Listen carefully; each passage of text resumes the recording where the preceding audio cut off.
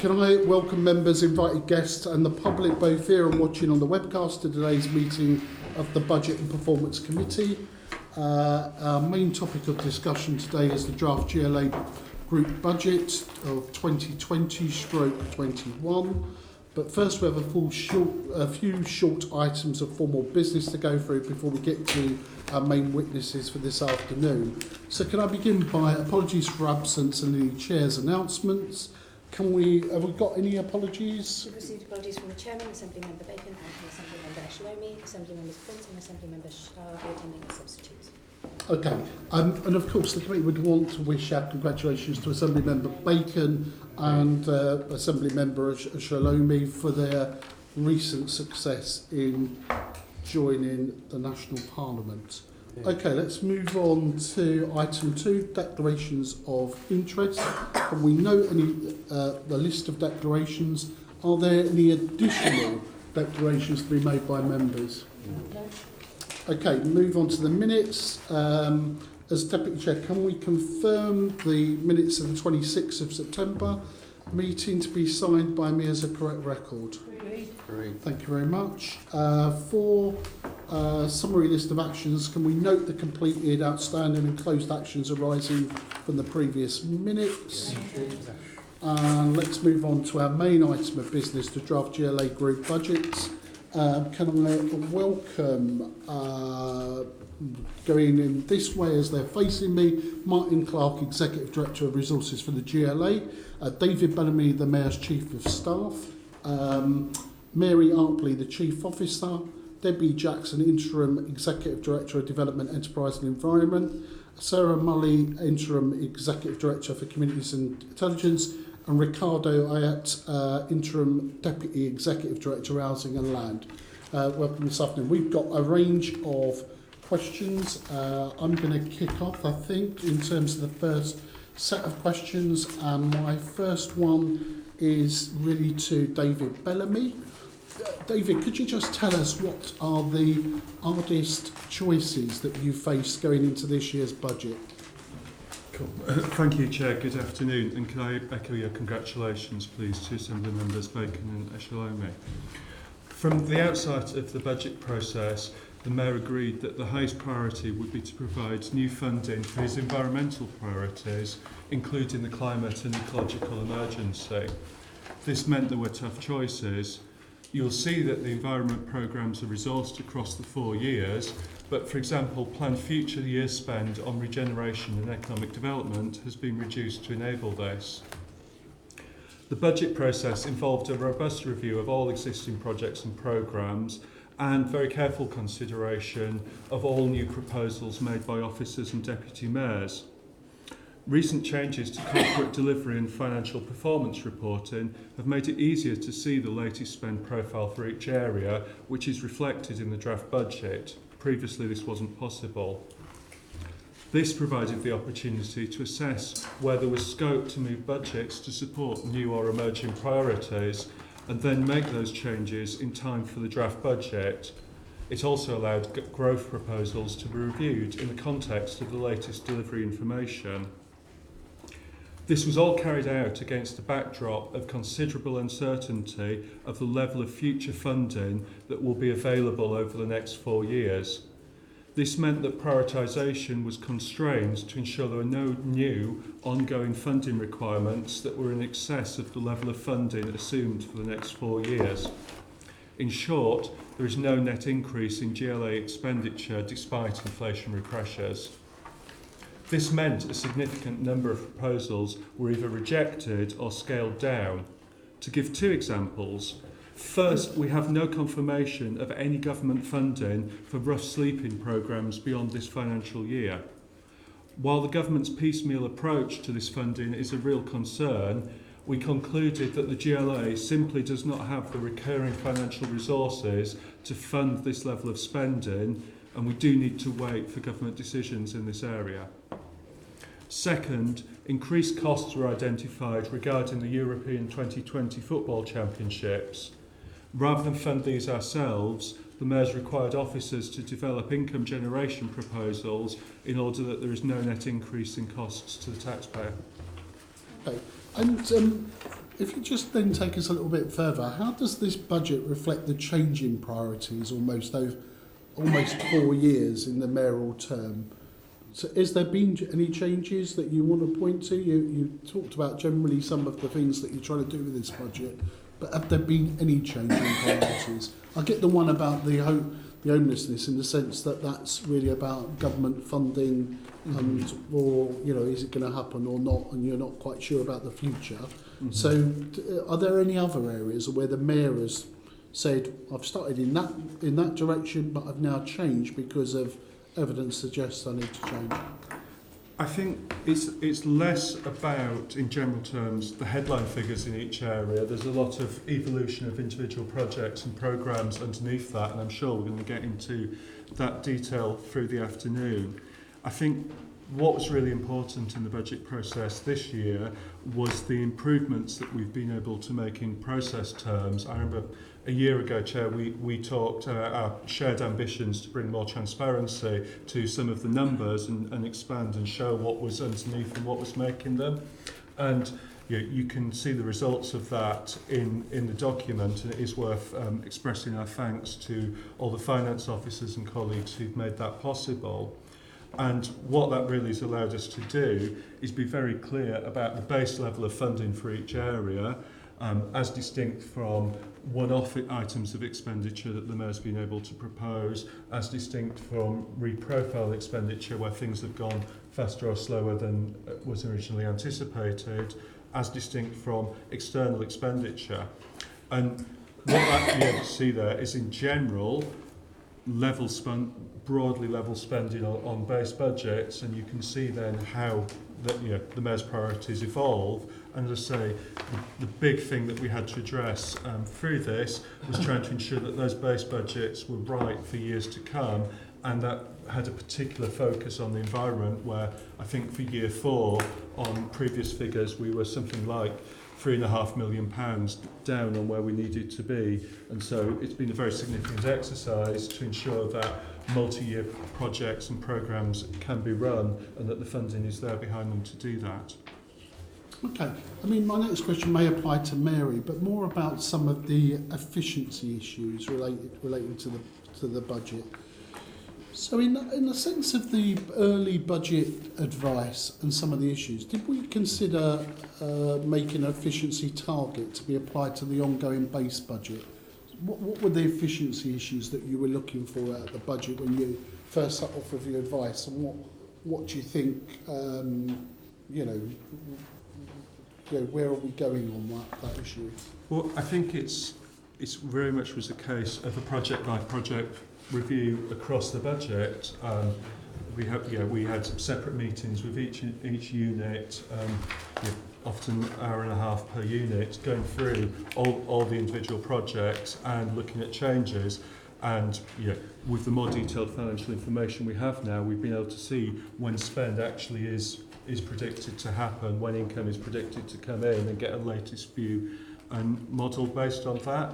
And so it wasn't so much about trying to set an arbitrary target, it was about challenge against each individual item, and that did lead to a number of changes in terms of the amounts that have been proposed in this budget.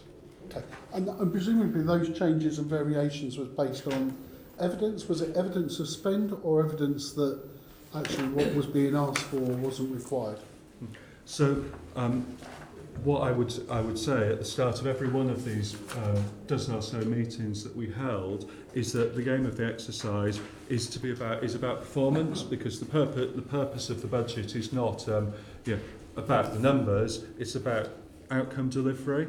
And so what we were trying to do is ground all our discussions in an understanding of where we were in terms of GLA's performance. Obviously, the committee has the dashboards as of Q2, which were developed kind of around the same time as we were going through this. And so we were always starting the discussion based on performance, how are we going towards achieving the outcomes the Mayor wants, what's going very well, is that an opportunity to scale up, is that an opportunity alternatively to say we've done what we need to and drop and reduce funding, and looking for all those things with that performance focus is what led us through this process.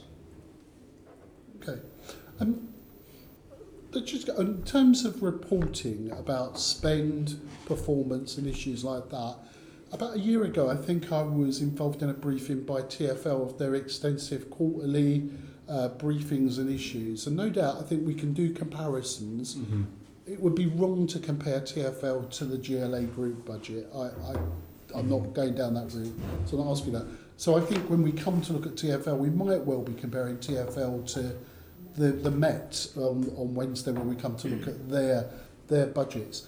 But what I think one of the issues, if we talked about issues of transparency and presentation last time, it might well be a point that would you agree with me that we looked at where some of those issues around performance efficiency issues, about spend and whatever, we could do more in the GLA group about that. So I'm reassured that those issues come up at that pre-meeting.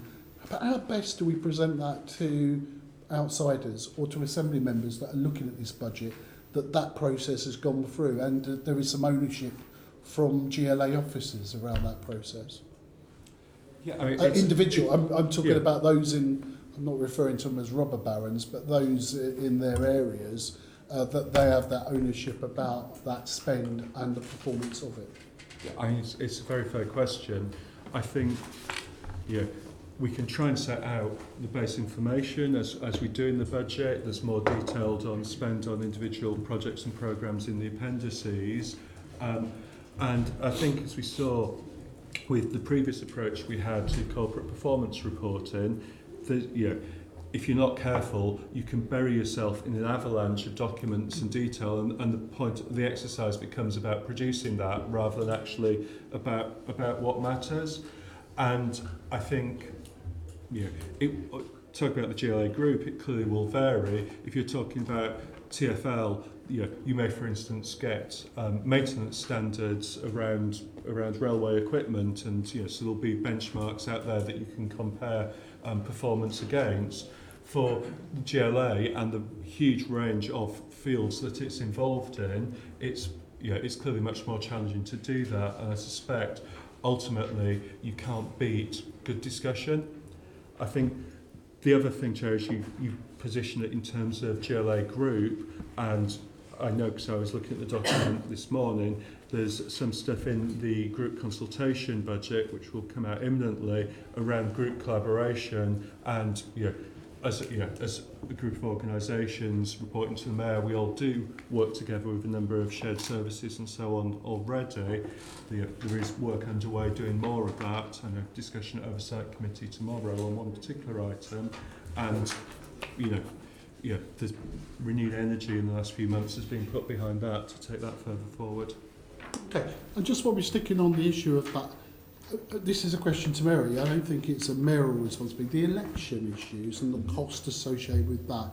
And of course there are things on there, but can you reassure this committee that you have gone through that as the leading officer of the GLA, that every penny of that is required, because it's gone up by a third from 2016 in terms of those costs, or that you're able, that if it's not required, switch it to suitable spending if there is that flexibility, because it's a big budget item within this group, and it's not fair to ask the Mayor's office about this, it's you. So can you give us that assurances that you have gone through that process around this budget, around elections for 2020? I can. Good. So I've been through this with as fine a tooth comb as we've been through the rest of the budgets, but I've done that with the elections team and the finance support. Okay, all right. And where is that extra money going, just out of interest? I register my interest in this, as no doubt a number of us are. need to do things that can count. Yes. Well, I mean, we've rehearsed some of this, haven't we, at the Oversight Committee. A considerable part of the growth is going into the cost of the e-count, mainly driven by a number of recommendations around much increased testing regime, around the integrity of the system end to end, and around transparency in terms of the results, which I hope when we get to the counts, you'll see for yourselves. So there's quite a lot in that. There were a number of recommendations that came out from 2016, not least from the Oversight Committee themselves. We have worked very hard to follow each of those through, and some of those have come with price tags attached as well. So, I mean, I can reassure you that the cost has been driven only by trying to ensure that we improve quite considerably on the experience in 2016. Okay, well, thank you for that, and thanks for reminding us what's the drivers of that. We will cross-reference. I think for the sake of the budget, we need to cross-reference and including any additional information coming from the oversight debate, so we've got it for the official record. But I'm coming actually back to Oversight Chair in February. Just to Thank note. you. Okay, Debbie, not to single you out, but 3.9 million extra in your budget, in terms of that, what will it deliver? Take us through those headlines before we come to your other colleagues. I don't want you to think you're going to be missed out in the joys of this questioning around that. Thank you, Chair, and I will keep it at headline level, and then perhaps I'm happy to respond to any questions. So 3.9 million divides up as follows. The majority of the funding, 2.11 million, goes to environment priorities. The growth in the environment budget allows us to take action across several of the mayoral priorities, including tackling air quality, establishing London as a national park city, consolidating that, of course, we're the first national park city announced this year, ensuring we're working towards being a zero carbon and zero waste city, and ensuring that we're resilient to severe weather and climate change impacts. And across the budget lines, I think there's sort of three categories going on. One is about securing the future of some priority work streams to make sure that we have the funding to support them going forward. There's something around delivering a sustainable programme and building on the momentum of existing programmes. National Park City is a good example of that. And there are some new programmes in here which are very much about responding to the climate and the ecological emergency as well. So there's detail behind that, but I'll move on to the other ones, of course. I can come back to those. So that was 2.11 million in environment.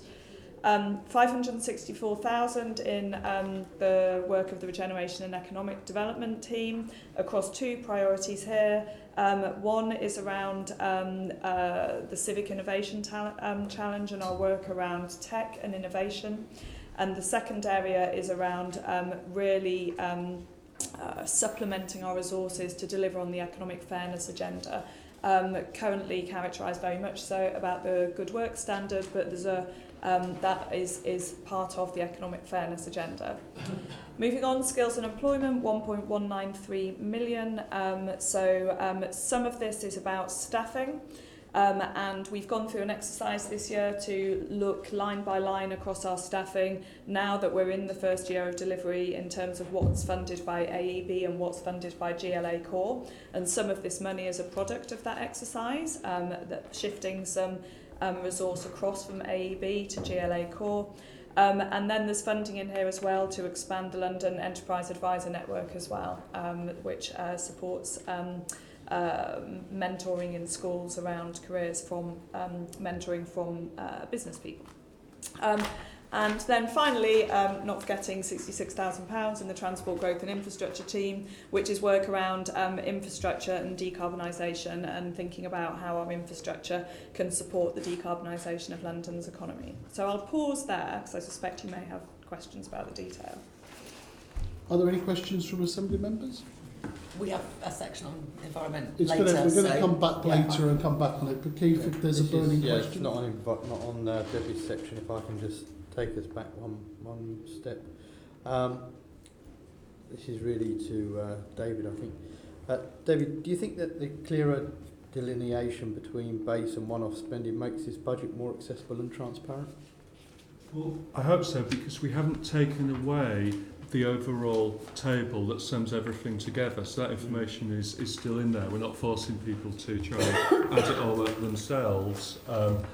But I know when you get a situation where you've got the base budget going through, you get one-off allocations either within this budget or where the mayor's able to make allocations typically in February of each year, and then you get reprofiling. It has created quite a confusing picture, and so yeah, my hope is that we've been able to set this out in a clear and consistent way as possible.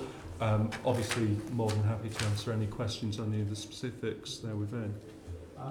So, for an example, if we look at external affairs spending, that is detailed at around about 5 million per annum on page 27. Page, so which number? Page 27. 27. Thank you. And this is both for this year and past and future years. However, the 2018-19 budget documents it at around 9 to 10 million per annum. Can you clarify which elements of this budget have been reprofiled or recategorised to account for this much lower figure appearing in the Herald papers? I think what's happened there is that the events budget has been split out in this year's budget as a separate row. Major sporting events as well, separate row, just because they're significant items of spend, and obviously a significant part of the authority's public work, and so by bringing them out separately we've brought more transparency there. I think in last year's budget they were all subsumed into one line. Right, so, but you think that's the answer? Yeah. I mean, would you be able to confirm that? If you give me a minute to, I've got last year's budget here. If you give me a minute to look at it, drop me a line, David. It's fine, because I don't expect you to know Confirm everything off that's, the top of your I head. can confirm that's the case. The external affairs parties. Pardon? I can confirm that is exactly Oh, the case. excellent. Oh, well, that's very good. I'm very impressed. Also, this budget appears to be light on savings. Indeed, most of those that have been identified are being repurposed. And the base budget is due to increase year on year over the next 4 years. Do you not think that making efficiencies could be, or the challenge not to make efficiencies could be why the savings aren't coming through? So, I guess I need to look at the premise of the question there a bit. The net expenditure for the GLA is constant across the next few years. We're not looking to grow that. There is a section 2.1 shows an increase in the funding requirement in future years because simply we've reached the extent of the ability to draw down reserves. But that's aside where we've not been looking at tax income until we really needed to, which is an example of efficiency. I think the point, David, really is that virtually every local authority, certainly in London and across the country, as you know, have had to make massive savings, and they have achieved, most of them have achieved those savings, and yet there doesn't seem to be that need or urgency here in the GLA. Why would you not want to make efficiencies and savings? Well, we do want to make efficiency savings wherever we can, and there are a number of points set out at para 211 of the budget document setting out how we do that. We've done that through increasing the effectiveness of our treasury management function, which brings in increased income. We think next year £3.7 million we prudently think of extra income. We think where we can recharge to our owned companies, that brings us an extra £500,000 a year. We have 220k extra planning income that we can see. We have frozen all our programme budgets and the major grants that we make to London and Partners and the Museum of London. If you take the assumption that inflation is at around 2% a year, that's about a £2 million efficiency saving we've generated. And then, as you say, there's around £900,000 of efficiencies that were identified and have been allocated to other priorities. And below that will be loads of very specific things within individual teams and projects where there will be minor movements that you just wouldn't capture in this high level view. Hats off, it's a good thing to increase income, absolutely. But if you look at TfL, for instance, TfL have reduced their operating costs by over 4% over the last 4 years, whereas the GLA has actually increased its cost by 8% over the last 4 years. There doesn't seem to be that need or willingness to drive really hard for efficiencies. I think what the really important difference between ourselves and TfL in this regard is that TfL are able to present their cost information on a like-for-like basis. So TfL, if for instance, yesterday with stage 5A of Crossrail, TfL Rail between Reading and Paddington, they will still be able to, that obviously brings costs to TfL, but you'll be able to talk about cost reduction at TfL because they'll present that information in a like-for-like way. The GLA has in the last 4 years taken on some really significant additional responsibilities. The scale of our affordable housing programme, which I'm sure we're going to come on to, doing much more on rough sleeping, AEB devolution, MES agenda in a whole range of areas. And what we're doing is you can compare the cost of doing that versus what the costs were a few years ago. We're not presenting on a like-for-like basis that lets you see the efficiencies that have been generated in continuing functions. Okay. As I do think it's a good idea that you've broken out the one-off programmes. I think that it actually does help towards transparency. But on these one-off programmes, it states that they are funded to achieve specific outcomes. But does that mean that they will have actually KPI targets? Or is there just some kind of wish or aspiration that they achieve? It will depend on the nature of the specific item.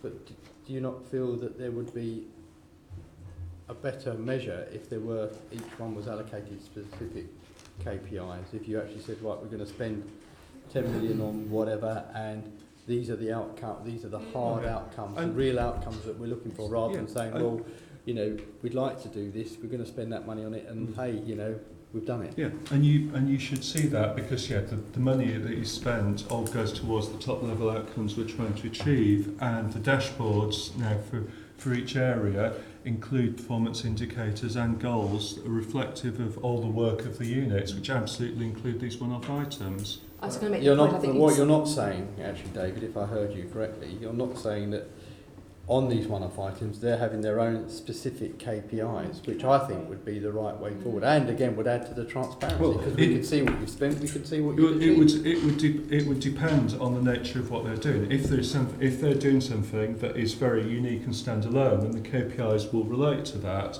If they're doing something that are towards achieving goals the Mayor's already set, and they're looking to make us go further or achieve another dimension of that, then it will speak to those KPIs, but they should all be covered in the dashboards. I would say most of these one-off programmes feature in some way or other across one of the 13 dashboards in the policy areas. And so, but if you say, for instance, you've got you're spending money on a particular issue, and you already have some goals and outcomes. If you're going to spend another £10 million in the area, should you not raise those goals or outcomes, or should you accept that it's underachieving, and with this extra expenditure you now hope to achieve those goals and outcomes? Should there not be something tied to that extra spending? Otherwise, it's just and there would be. So, for example, the Mayor set goals around culture in terms of participation. And when he took the decision through one-off funding to allocate money for London Borough of Culture in 2021 and 2023, then the measures that would be achieved by that update accordingly. yeah, and are laid out in the mayoral decision in that instance. and that's great. Yeah. But what I'm asking They're for not is here. all the others. Can we have it for everything else as well, please? Well, I think we should have. You do. Yeah, I mean, Let's pick that up and see what. I think you probably already supplied it to us, David. But if you could just focus in on that and send us what you've got in terms of that, in terms of following up and circulating it to committee. Susan Hall. Very, very quick question. Rough sleeping, you've mentioned it twice now, and that you can't afford to do anything. You need the money from government. How much are you looking for? How much will it cost to sort? I think, I'll look for a card on detail. I think you slightly misinterpret what we said. The Mayor does a lot on rough sleeping, around £8.5 million a year worth of work on rough sleeping. This year we have the table in section 3 of the budget document, which again helps set this out. So it's page 12 and the table at para 3.16. So you can see that the external funding for rough sleeping is £7.7 million.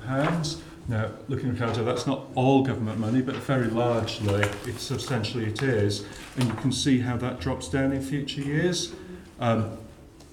Which, Okay. yeah. So you can see the impact there, but equally above it, you can see the mayor's commitment in the area as well. Yeah, that's not quite the question. The question with respect was how much do you think it would cost to resolve the situation? What are you looking for? What estimates have done around that?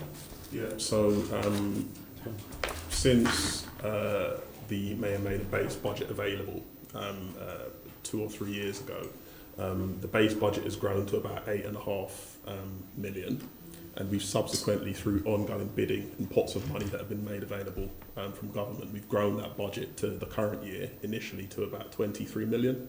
Now, these are for services that are running over the next sort of 2 or 3 years. And if we were able to maintain the level of service and sort of the range of provision that we currently provide, going forward over this budget period, we sort of estimate that would require an additional sort of about 55 to 60 million pounds. If you And the were to money you've maintain, spent so far has been successful. It's reduced it. yeah, so the money that we have is time limited to run services over the next sort of 2 or 3 years. Okay. Thank you. And by and large, that if government, once it gets back into the swing of things around its budgets, could come back to you and say, actually, these sums of money are still available, and you've got the flexibility to adapt into that and spend that money if government says it within their time frame. Yeah. Okay. I mean, what we really would welcome, Chair, was the approach the government has taken around affordable housing is very much to say, okay, well, let's do a long-term deal. Here's the funding. Here's what we want you, London, to deliver over that period. Now get on with it. I think far too many of Ricardo's team, rather than tackling rough sleeping, are tackling submission of bids for relatively small amounts of money to the government, and an opportunity for a long-term strategic view on this would be very helpful. And as ever, we set out our achievements on that on the dashboard in the usual way. Okay, I'm looking to my colleagues, assembly members, no further questions. I want to move on to capital expenditure. We'll come back to revenue again. On the capital expenditure issue, Assembly Member Hidgin. Okay, I just want to pick up a small section on this. David, can you update us on the latest status of Crossrail funding discussions around capital expenditure? I think what I basically can say is that it is going on. Of course, there's been a general election which has been the priority for the government for a while. I know the Mayor and the Commissioner are in front of the Transport Committee tomorrow on Crossrail, and I know that the Commissioner has a discussion with the Permanent Secretary at the Department for Transport very imminently. I'm sure they can both give you a more detailed update in the morning. Okay, there's between 400 million and 650 million Crossrail are currently forecasting extra. Having read some more detailed reports in the last few days, I think it could even increase from that. How are you looking to finance that gap? So, as I say, we're in actually productive discussions with Department for Transport and TfL. I don't think it's appropriate for me to get into publicly what the different options are while that process goes on. But there is definitely a way forward that we're sure that we will achieve. I'm looking to seek an agreement with the government early in the new year on this. Early New Year, so early January. You would. Well, I don't think that the government will do things in January, but in the first quarter, I would certainly. Sorry, that's early in the new year. That was local government speak. First quarter, so first 3 months. I'd like to have it sorted by the 1st of January, but it's not going to happen. that timetable's not under our control. So first 3 months of next year, we will know. And are you anticipating that GLA is going to have to fund some of this Crossrail increase? I haven't got that anticipation as such, but we're working out options if the GLA had to contribute. And if the GLA did have to, how would you fund this? What are the things you're looking at? It'd be maximising our current mechanisms, Want to spell those out for which is business rate those supplement listening? Yeah. and the mayor's SIL, borrowing against those two sources. They're the two dedicated income streams we've got. Okay. Are you concerned about it? Well, yes, in one sense, it's a big financial challenge we need to solve, for the benefit of Londoners. And it's already complicated. costing the GLA considerably in terms of capital. Well, it's costing the people who contribute to the funds. The GLA passes on to Transport for London. So obviously we want to minimise the extent possible the burden that essentially business rate payers and developers are having to pay for the scheme. Yes. Okay. But we should hear more early next year on that one. I'm going to about housing now. Can I just yes. interrupt because we've got some members indicating. Can you keep us informed in terms of in relation to the budget issues of how it develops right up until the end date, so we can have some record of that and then we can put it into the transcripts or whatever in terms of the impact. So, Okay, Navin Shah, then Keith Prince. Martin, you mentioned that if there was demand from GLA to fund additional cost, you mentioned Mayor's SIL. If monies were pulled from that, what will have to go, or what will be the impact on what the other areas of funding you're going to do from SIL? Well, and how would you justify? At present, the Mayor's SIL has to be used for transport schemes, so it will just delay the availability of that funding for other transport schemes in the future. That is the simple consequence. Well, my question was going to be, how much will this extra money going to Crossrail 1 derail Crossrail 2?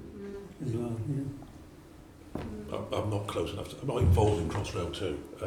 Because we're being asked, as I understand it, for Crossrail 2, we're being asked to front load the funding on that to come up with our 50% up front, or certainly in the earlier half.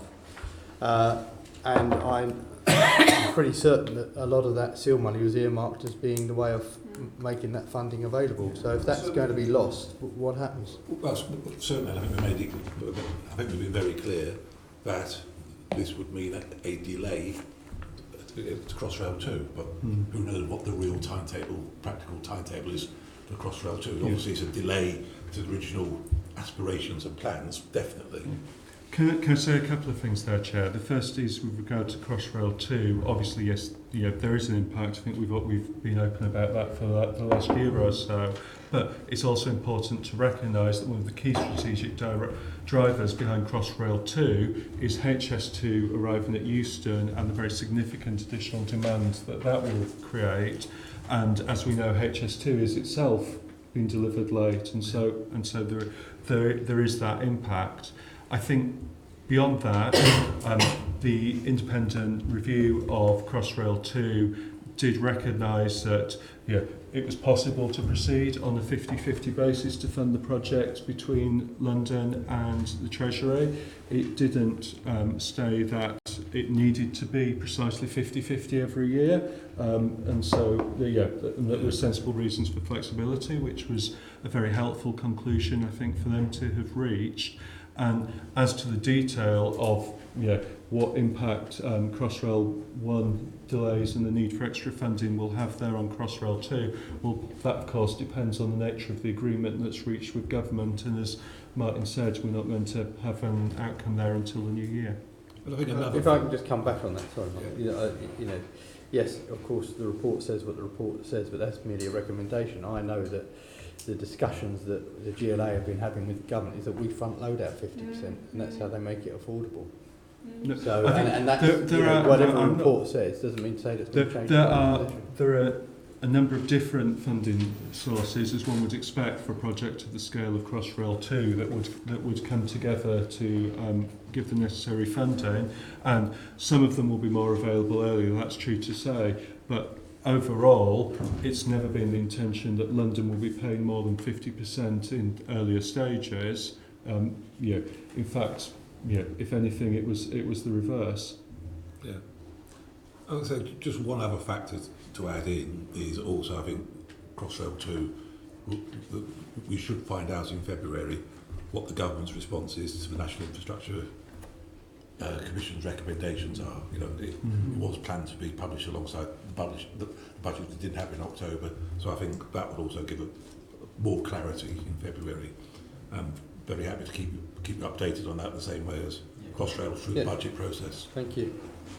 Okay, like I say, if we can give us a report at the appropriate time as this budget develops about any impact on this current budget. Okay, back to Caroline Pidgeon on housing. Yes, so pick up housing capital expenditure.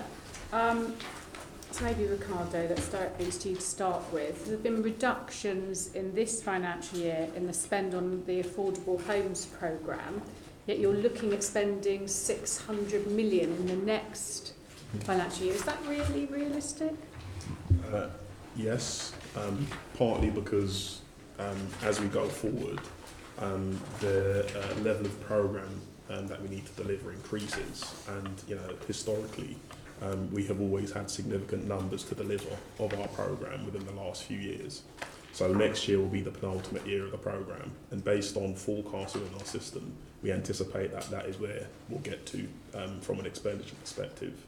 And as for the current year, part of the reason why we've reprofiled in the current year is due to some of the decisions that we made 2 or 3 years ago to invest more flexibly through strategic partnerships to enable investment to go in for the acquisition of land, and now that is coming to fruition. So going forward, as I said, there will be an uplift in delivery. Okay, and what is the assumed split between intermediate and social homes In terms of for the expenditure, next year? haven't got that information to hand, but Okay, that happy can to come back provide to that. us then. So it's just worth making the point, though, that remember, expenditure on the Affordable Homes programme is not just necessarily paid out at start on site, it's also paid out at completion. And so what you would see it in the profile going forwards now, and now we're a couple of years into the programme, is expenditure on start on site, but also expenditure where individual schemes complete. That's why, of course, as the table at 3.17 makes clear, this is a 2016 to 2022 affordable homes programme, but we are forecasting expenditure beyond 2022 because things that will have started in the life of the programme will complete thereafter. Okay, and but this financial year, because I understand you're backloading this programme, but this financial year there's a reduced level of affordable homes capital spend. Why is that? So, as I said, it's partly due to decisions that we made a few years ago in investing more flexibly through strategic partnerships, where partners are able to draw down higher levels of grant to acquire land and take them through the development process. Throughout the year, the current year, just linking to performance, we have registered quite a strong delivery performance to the middle of the year, to our last set of published stats, particularly in comparison to previous years. So, the tail off in grant is more about, sort of program management on a macro scale as opposed to performance and delivery. Okay, and what are the risks to achieving what you've got planned in the next year? What keeps you awake at night about this programme? Well, there has been a level of uncertainty caused by our move towards our exit from the European Union, and we have worked quite diligently with partners to provide additional support where appropriate to de-risk their programmes. I think there's still quite a lot of money out there for people to borrow in buying homes. It's just that transactions rates in terms of purchases have slowed down as purchases have waited. So during that time, partners haven't been able to accrue and bring into their businesses the level of sales receipts needed to fund their programs. So that's been an ongoing concern. And where boards have sort of calmed things down a little bit and have not taken on new business, that will invariably lead to sort of a tail off in delivery as we go forward, unless of course we seek to maintain the momentum of investment. So I think the two things, just to answer your question, is around some of the market uncertainty that has been caused over the last 18 months or so. And secondly, the model of cross-subsidy and relying on private sales for investment in affordable housing are sort of major risks. Okay, thank you. I wanted to ask you specifically about the GLA Land Fund in here. Are you confident that there's a sufficient risk assessment being undertaken when you're making loans to developers from this particular fund? Yes. So we do undertake a detailed level of diligence on each project. With demand-led programs such as this, each assessment that we undertake, whilst we do set a wider framework for how we take projects through, each assessment that we undertake is bespoke because it depends on the circumstances of the request for funding, but also we need to be wary of the counterparty we're contracting with and also what the desired outputs are. So whilst I am very confident that we have proper processes in place, and we do seek proper advice and legal and commercial and property consultancy advice, we do take a very, very diligent approach. And what about from your point of view, Martin, in terms of finance? When you're looking at some of these loans to different developers, how are you assessing risk? Are you looking solely at each individual project? Are you looking at ongoing projects that they also have funded from us or from the GLA? We look at both. So we're my specialists in the area are involved in the actual appraisal of individual decisions and I'm part of the decision to go forward, what is the loan and at the rate. So that's at an individual level. And then quarterly, we have a review of all the loans that the GLA has to the various counterparties. It's not just restricted to housing and land, housing and land, but what we're doing regeneration, what we're doing through financial investments, through Funding London, where we are with Treasury Management. So we look across the piece to check as a portfolio as a whole, that we're not carrying any undue risks or over-invested in areas. So it's both an individual and the whole portfolio. And in between that, there's a separate review of all the regeneration loans. There's a separate oversight of all the Treasury Management. So you've got 3 levels of review, but it all starts with the appraisal, the due diligence done on the initial project proposal. Okay, the GLA Land Fund. Can I just ask? So in this little hierarchy between the sponsor, because it's the person that gets the loan and the sponsor and you, is it you that makes the final decision, or does the sponsor, because the pressure on them to deliver, if that's the right word, who makes the final decision on that? Well, fundamentally, it's the mayor that takes the final decision on individual investments. But what you've got is an investment appraisal process that brings all the relevant parties with expertise together to make the recommendation. Right.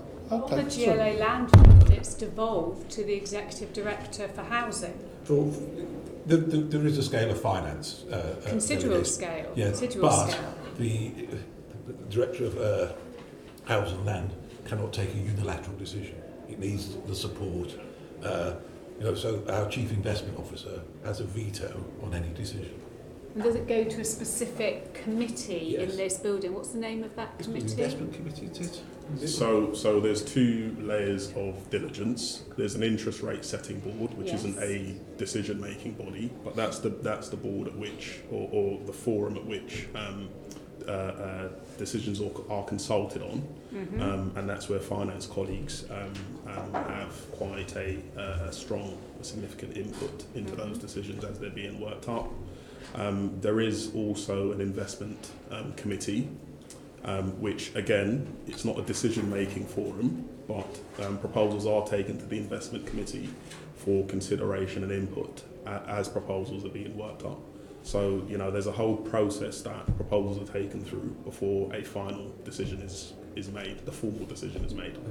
So at investment committee, you Mhm. bring forward, you want, through this fund, you want to give a loan to someone who's already got quite a few loans. Let's look, we've got a couple here, Swan Homes, Anthology. Mhm. One of those, you bring it forward. Can finance at that meeting block it or express concerns and you could then go ahead with that loan?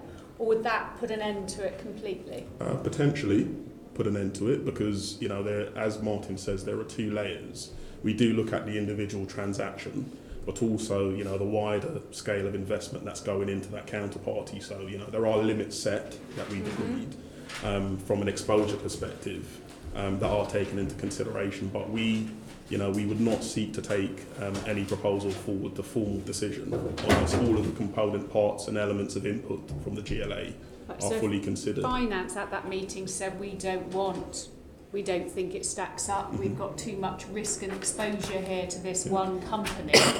You would not be able to take it forward and have someone else sign it off, that would block it.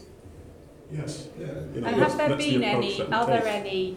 any developers, companies that you have said that you won't give any more public loans to at this current time? There's one company that I won't name where we say we don't want to extend our exposure to any more, and that's, you know, that's a position that's been accepted. But often what it often does start is a more in-depth review of what is the risk, and you know, and what other safeguards can be put in place, you know, taking charges, etc., before a final decision. So it's not a yes or no. It is okay. Can we cover off the risk? Are we satisfied that we've got enough cover for that risk? But ultimately, if we cannot cover up that risk, you know, if one company's exposure is going to be greater than, you know, you could say the strength of their balance sheet, it is a no, and it doesn't. We wouldn't go ahead. And you could block that, okay. Yeah. But I mean, obviously these loans are quite innovative. The idea is to speed up development. Yeah. But when I've been looking into it, I was surprised that some sites don't even have planning permission. So you're kind of basically being a cheap loan to developers who maybe can't get money to fund their developments, even the planning permission from the regular banking system. Is that appropriate use of public money? Well, not. I wouldn't ascribe it in the way that you have. I think in providing these loans, we are also pushing quite strongly with developers to increase the levels of affordable housing, for example. So it's not that we're competing with the market as such. You know, we have a pricing regime for loans which are commercially competitive, and purely for state aid purposes, we can't use public funds to underwrite, you know, private enterprise. So we're very careful in the approach that we take. But we do ensure that, you know, other objectives, not just the financial and commercial elements, but, you know, key elements of the Mayor's objectives around affordable housing and delivery and so on are taken into account. And Martin, just finally, as the Director of Resources, how confident are you in the process here, and are there any additional checks you would want to put in place to make sure public money is not put at risk? From a financial standpoint, I'm going to say no at the moment, but that's not been complacent. We had an audit review it's probably about 15 months ago that highlighted out some weaknesses. We've had the follow-up, you know, and in the follow-up with all the sort of the strengthening measures we put in place. We then got a substantive assurance, but then we need to, you know, put it back into the audit regime, a fresh look in the fresh environment. So there's always something, you know, we're just checking, you know, anything more we can do, or have circumstances changed such whereas what we were doing was probably not quite as appropriate. So, you know, this is something I say kept under constant review, and I say in every quarter we review the whole portfolio across the GLA. Great, thank you. Okay, I'm going to just vary the agenda slightly. We're going to bring forward some of our other housing questions we had later on the agenda. We might as well deal with them now. Sean Berry. Yeah, a couple of the questions followed directly on from some of your questions, and then there's some about the affordable grants as well. Just on the land fund, while we're there, you're saying in the budget this time that you'd have got out all 250 million of it in loans and purchases and things like that. When do we expect to see some of that coming back? Because it's revolving, and at the moment in the budget, there's none coming back unless these are net figures. So I don't think we'd include that level of detail as to when those loans are occurring in the budget. If I'm We'd expect to see because- some land being sold and coming back in lump sums at some point. But We do maintain a longer term forecast, and that longer term forecast which extends a number of years. So you're saying, beyond this is my question, none before 2023, 24 is the answer? Nothing has been assumed, Yeah. and we look at, we've got it over sort of a range of sort of the next 10 years.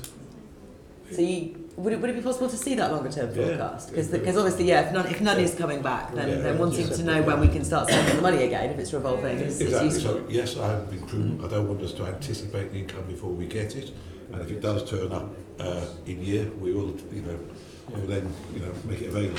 Equally, the committee will appreciate the challenge in terms of making publicly available expected income when there'll be a degree of negotiation about what that might be with.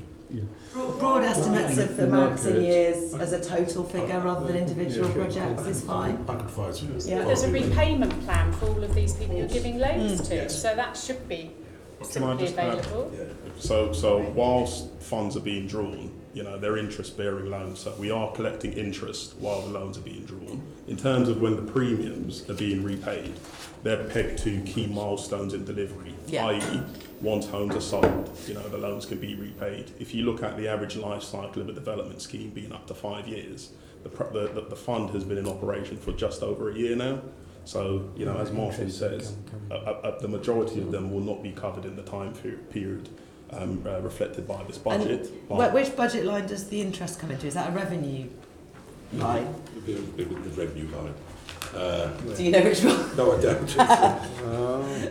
It's, But yeah, I'm mainly asking about the capital coming around. We've got interest receipts it's in the main. Yeah, as I say, I want to make sure it's in the main interest receipts line. I'm not certain we might take it straight to a reserve. Yeah, the interest is up according to the commentary, so It is. that might reflect that in some way. But it's what I should be certain, but I'm not certain. So I'd like to just clarify that. Not to worry. Apologies. I want to ask about the spending a bit more on the Affordable Homes Programme. I just want to get some clarity on this because I want to know what the total is that we're expecting to spend at the moment in the Affordable Homes Programme. Is it now the 4.85 billion in the final funding settlement? Yes, as we speak. Right, so currently up to 2024, the final year of the budget. It could be beyond that. Yeah, so I've been looking through the profile of the spend on the Affordable Housing Programme in budgets as they've gone along. So if you include the outturn from 17-18 and 18-19, plus the figures that are in this budget, we've only got down to spend 3.1 billion of the Affordable Housing Programme by 2024. That's all that's in this budget now. Whereas in previous years, and we've questioned this, but in previous years, the final year of the budget has just had all the rest of the money put in, if that makes sense. So in 2018-19, we had a gradually accelerating programme of spending, capital spending from the Affordable Housing Programme, and then in the final year that we reported in that budget, which was 22, there was £1.5 billion was going to be spent that year. So obviously we questioned that, and we were told that yes, we'd work hard to accelerate and we'd hopefully get it all spent by then. Now we've got a much flatter profile, so we're only spending 500, 600, up to 674 million a year. But now that the overall total doesn't add up to the total we're expecting to get out. So we are not planning to spend the money we were given by the government for the Affordable Housing Programme up to 2022, even by 2024. That's right, isn't it? So, going back to David's point earlier, not all of the funding is drawn at start on site. We've got long-term phase developments where, completions of schemes will come later on. Some may well be up to 23, 24, some may be beyond that. But as we speak, we anticipate that we will spend the full. But again, we're not seeing where that 4.85 billion is going now because it stops before the end of the budget forecast. The budget goes up to a year when it hasn't already been spent. Is it possible to get a revised profile that goes into future years of when we're going to spend all of this money now? We can take that away. Great, because I was going to say, in previous times, you've piled it all into the final year, and that hasn't actually been realistic, so it's kind of better this way. Previous year. But yeah, so speed-wise, we're quite slow, therefore, because things are now going right over beyond 2022. So there's sort of two questions here. One is, how can you speed it up? And that is definitely more of a question for the Housing Committee than it is for this committee, I think. But if there's anything that you want to briefly say, obviously there's a lot of reasons and we discuss it in detail in the Housing Committee. If there's anything you briefly want to say about speeding it up, that would be useful. The other question is, there's a future aspirational budget reported on page 60 of what we'd like to have from government in the years that go beyond 2024. And that is a lot of money. It's 2.7 billion a year. It's 13.5 billion for each 5-year period. So we're talking about from 2024 reaching an absolute step change in spending rate compared to where we are here. And what is being done within this budget and these years to accelerate to that point? So to address your first point about what we're doing to speed up delivery, we are working quite closely with our partners, the G15 housing associations in particular, who are tasked with delivering over 50% of the current programme, to see where we can provide them with additional investment to de-risk their programmes, where we can enable them to deliver high levels of affordable housing across their programme. Now, clearly that is expensive, and through the settlement that we've agreed with government, there is a target attached to that, which assumes certain levels of breakdown in regards to tenure. So we're having to be very careful in how we manage that portfolio of investment. But those conversations are ongoing. We never sit on our laurels. It's always a really strong push to see what can be accelerated.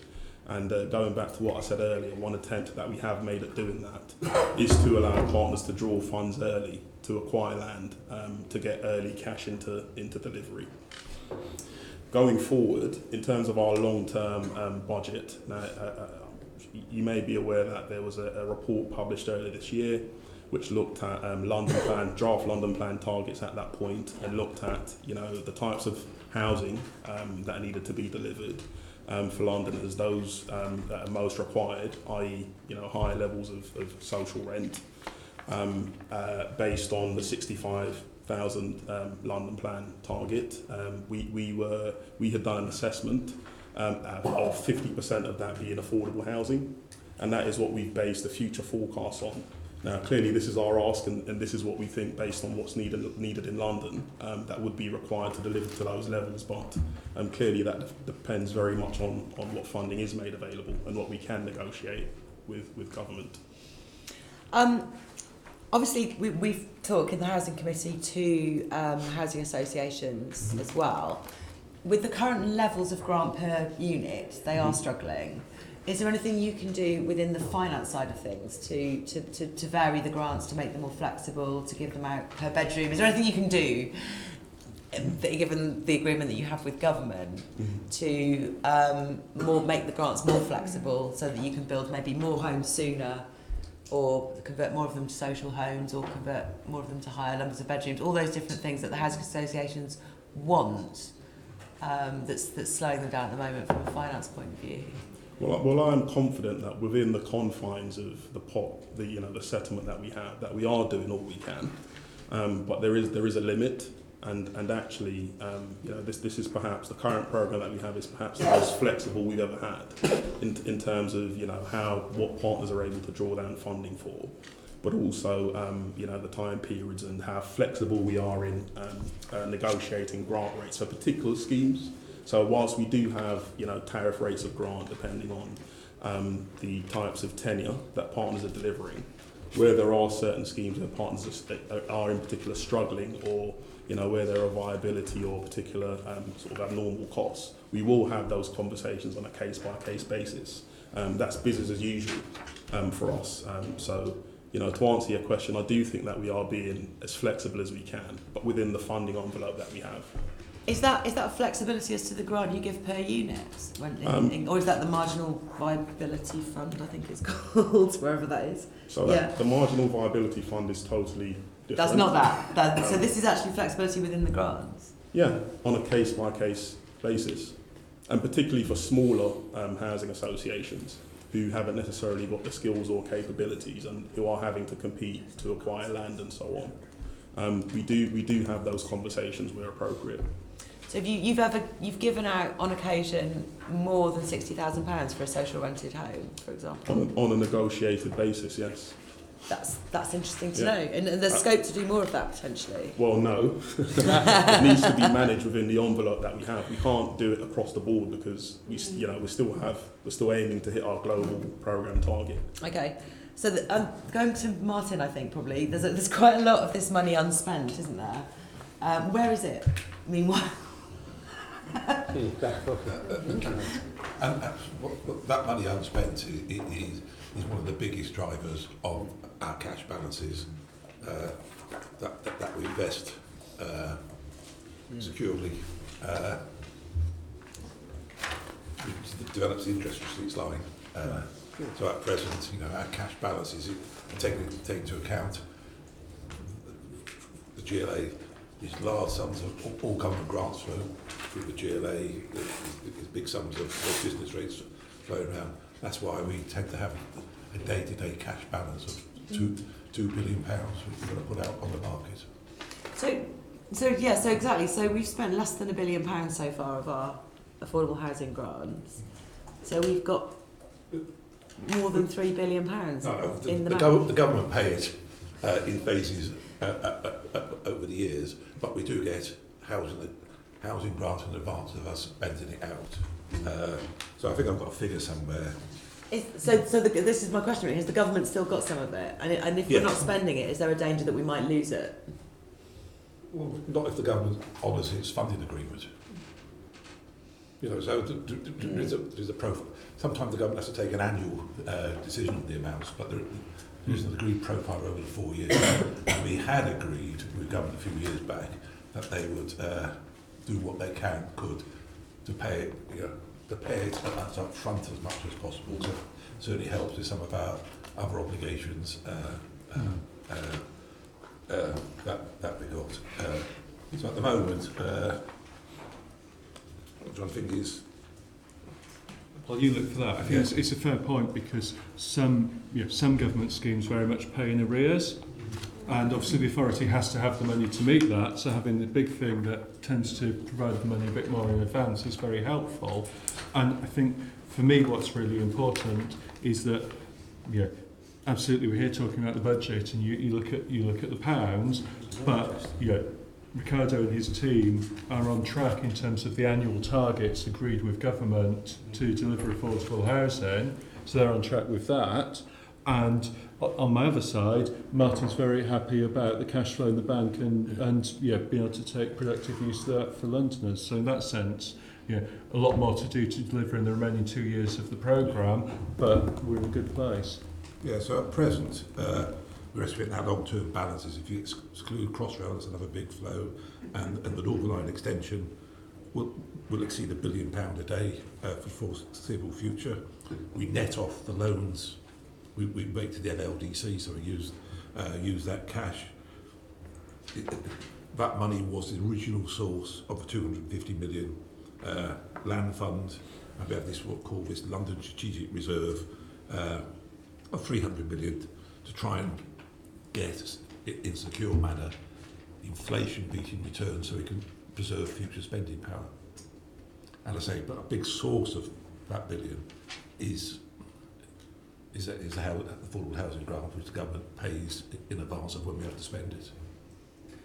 David, you just said in the last 2 years of the programme there's a lot to do, but then the next 2 years in this budget are we're getting nowhere near having spent the 4.85 billion. So Ricardo will be able to talk about the basis under which that spend is profiled, and to what extent we're trying to anticipate what will happen in the future, or to what extent we're just showing the deals that we've got committed or we've got strong sight of.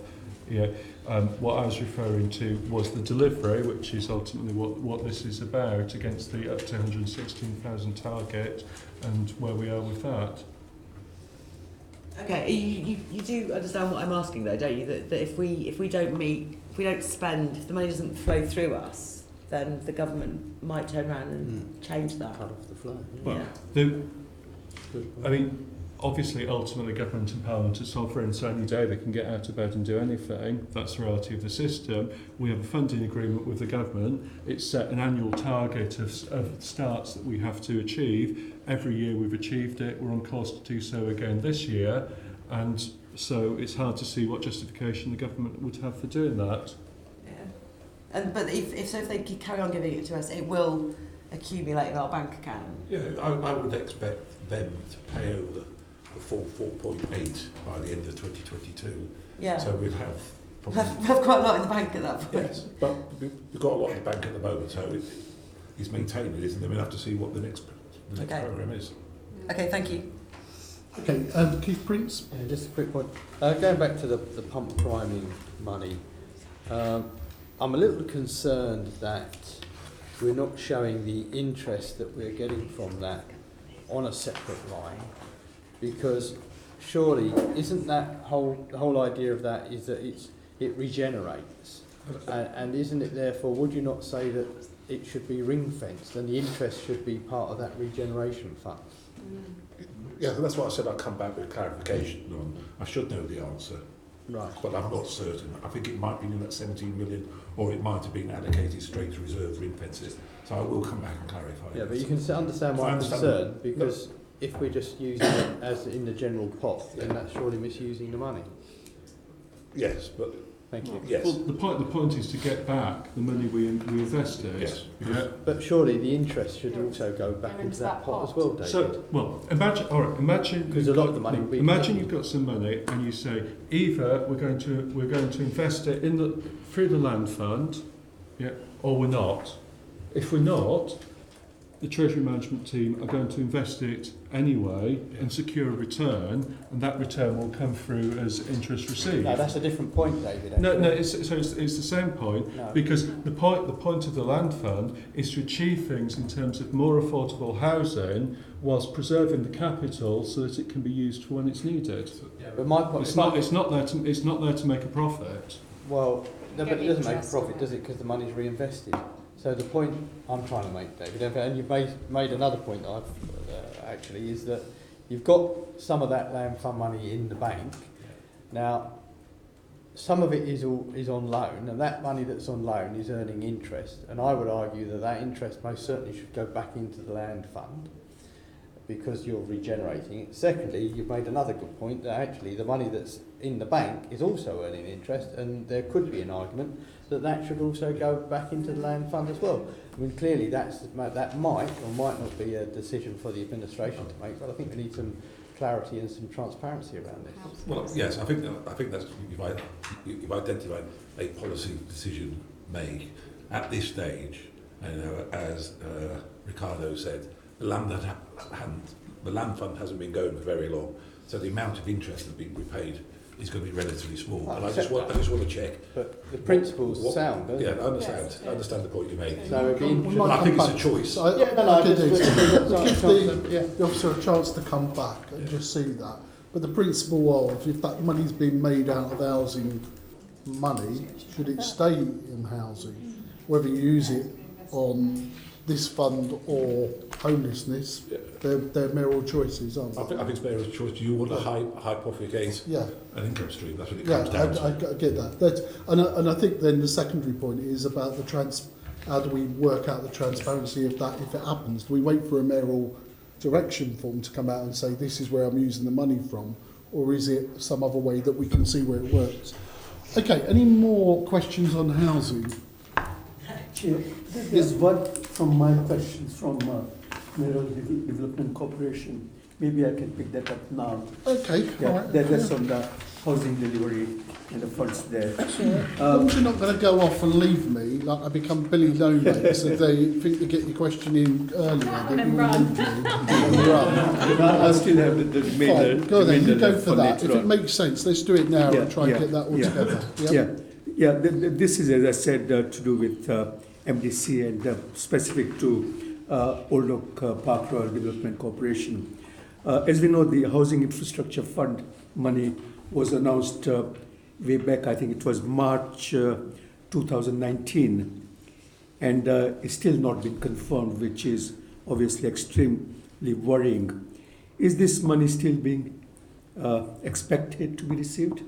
Do we know, David, what the position on that is? I think what I'm going to suggest, Chair, is that you pick that up on 6th of January with OPDC when you've got a session to go through their budget, because their budget submission, which I believe was published on Friday, presents a significant update in terms of their approach, and that will have bearings on HIF. And I think the only way you're going to do that justice is to try and go through it with the OPDC officers properly. I think that's right, but we wouldn't want to bring you back because ultimately there may well be questions that come to the mayoral office. Yes, the following day we absolutely would expect to be discussing that with you, Chair. Ah, fine. So we pick it up in those two bits. Yes. So maybe. Yeah, should be fine. It's just that it's worrying because time is ticking along, and this one, if the monies are not coming through, obviously there will be a serious impact on delivery of what is Europe's biggest regeneration project involving huge amount of housing. And I mean, the question was also that if this money is not forthcoming, are there any OPDC housing developments anticipated which were to deliver starts towards Mayor's 116,000 affordable housing units target? Because it will have impact on that as well, if that is what your plan is. So we really need to know and have a clear strategy on that as to what Mayor's thinking is. So I think I'm not an housing person. Do you know what I mean? I think most housing people are part of the problem, not the solution. But I think what she's referring to, what I think is referring to is that in some of the numbers, the numbers that you're going for, in light of what was said on Friday, is there's a little bit of a hole developing in your aspirations. You need to reassure us that's not the case. They're too far advanced. They're not in your projections in terms of the numbers. Yeah. So I haven't got the specifics to hand, but I do know that there are developments that are coming forward in the Old Oak area that are benefiting from affordable housing grant. And those but without the funding, they're separate. It will leave a big hole. They're separate to the housing. Let's pick that up. I think you get the gist of where we're coming from. Let's pick it up in the way that I think David's said we'll do. It makes sense then, because we'll be in a much better position to get to the bottom of issues. Susan? Yeah, just very quickly, how long has the Mayor been aware of changing the OPDC's plans? The change in his plans, well, the Mayor's been in regular discussions about OPDC through the year. David will set out, I'm sure, when he meets the committee, the process that they've gone through, but he's met with the Mayor's met with both David Lentz and Liz Peace a couple of times through the year, and they've kept him updated in terms of their proposals. So he knows about the proposals and he's happy about them? So he knows about the proposals, he's very committed to the area. He thinks in the circumstances OPDC are taking the best way forward to get the area regenerated as quickly as we can. He believes that what they're putting forward will be realistic and deliverable. So OPDC, there's more detailed work for OPDC to do in terms of the approach that they've set out, and he's keen to see them crack on with that as quickly as possible. And I know when you sit with OPDC, as we say in the new year, they will set out how the proposed budget facilitates them doing that. I'm just trying to get, so he's very confident with them and he thinks they're still fit for purpose. So he absolutely is committed to the regeneration of the area, and that's as it may be before sending the member your time in the Assembly, but we conducted a review of the rationale for having the Development Corporation there and concluded that was sound, and this is important to get on with what, as the Assembly member says, is a very, very major regeneration opportunity. It is, it's just that it's significant change, and therefore that's why I'm asking these questions. I'm pleased to hear that you're telling me that the Mayor is very happy with what they're changing, how they're changing it, and he still thinks that they're fit for purpose. Thank you, David. Navin, do you want to come back very quickly? Yeah. You see, the concern is that got review of HS2 by the government, which we will know early in the new year, I believe. And that may depend, if there is cutting back on funding, that would certainly have impact on the whole of regeneration program, in my view, at OPDC. And that is why I'm very nervous, I'm very anxious about the whole regeneration program, not only housing, but the rest of it. Not only it will impact on the overall delivery of housing, economic program as well as the neighboring boroughs which will be affected by that. So that is where I'm very anxious, and something I've been pushing for a long time to find out what is plan B from the Mayor if there was a major cutback or policy change on HS2 from government. So, as you say, yeah, it's a very significant decision the government has to make in terms of HS2. Were they just to cancel HS2, that would have a very, very significant impact to the area and in terms of the plans there. I would still note that there is significant opportunity in the area. I think Willesden Junction is not a very modern station, but a very well connected station, and so there are undoubtedly opportunities in the area. If HS2 proceeds, but with changes that impact Old Oak, then we obviously will have to deal with the consequences, and I think all of us would welcome an early announcement from the government of their intentions. Okay, well look, we'll come back and join this debate in the new year. Can I don't think I quite heard. When did Assembly Member Hall just asked, when did OPDC notify you of a change in their plan? Did you say something had come through on Friday? I'm looking through all my budget papers, I couldn't see it. So on Friday, OPDC published their proposed budget submission to the Mayor following the conclusion of the pre-election period, and I believe they set out publicly that day what their intentions were. Have we had Taking out car giant. Yeah, have we had that? I was just looking at all this paperwork. I think there's something, but we will make sure every member gets that. And I think certainly different. I think from our part, if you could convey to it, we'll do it ourselves. That we need to understand how different the plans are. What's the plan B? Albeit we recognise plan B could change as well with HS2. We won't have that government announcement, I don't think, by the time that we meet us. But as far as possible, if they can show us what the impact would be on this budget and subsequent budgets of what the thinking would be. And the process to get to that decision, because there hasn't been a board meeting, because it was cancelled, so there's not been a board meeting for that discussion to take place in public, so I'd just like to understand the process as well. I'm sure David Lance will be happy to take you all through that, and then we can pick up the question the following day. All right, we'll pick that up. Housing questions, no more. Okay, we're going to come back to a bit of a dry subject, a bit of business rates and Martin. Okay, this is one where people may start to fall asleep, but very important. So in terms of the expectations of the business rate revenues, tell us what the current assumptions in this budget and the plan for subsequent years are likely to be. Where's the thinking? And we'll come back to David and others about what the political consequences might be. I'm going to give an answer, I think, similar to what you had to the last question, is the group consultation public budget is going to be published later this week, and in that document the expectations and assumptions will be set out there. So both Dave and I are looking forward to coming discussing them with you in January. Like I said, at this stage, I think as you expect, the prudent approach has been taken, and regard is being had to all the latest business rates revenue forecast for 1920. You know, we've had some interim returns from boroughs. So at this stage, we believe the funding required to deliver the draft Mayor's budget to be published this week is realistic. Okay.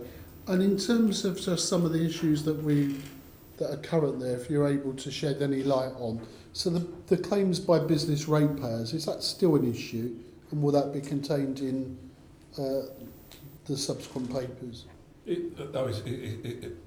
Dealing with appeals and that is still a very big issue, especially big issue for London. It's still a big backlog, and the level of appeals is one of the reasons why we have a business rates reserve totaling 188 million, and on the GLA balance sheet we've got in fact an additional 280 million of provisions held for those appeals.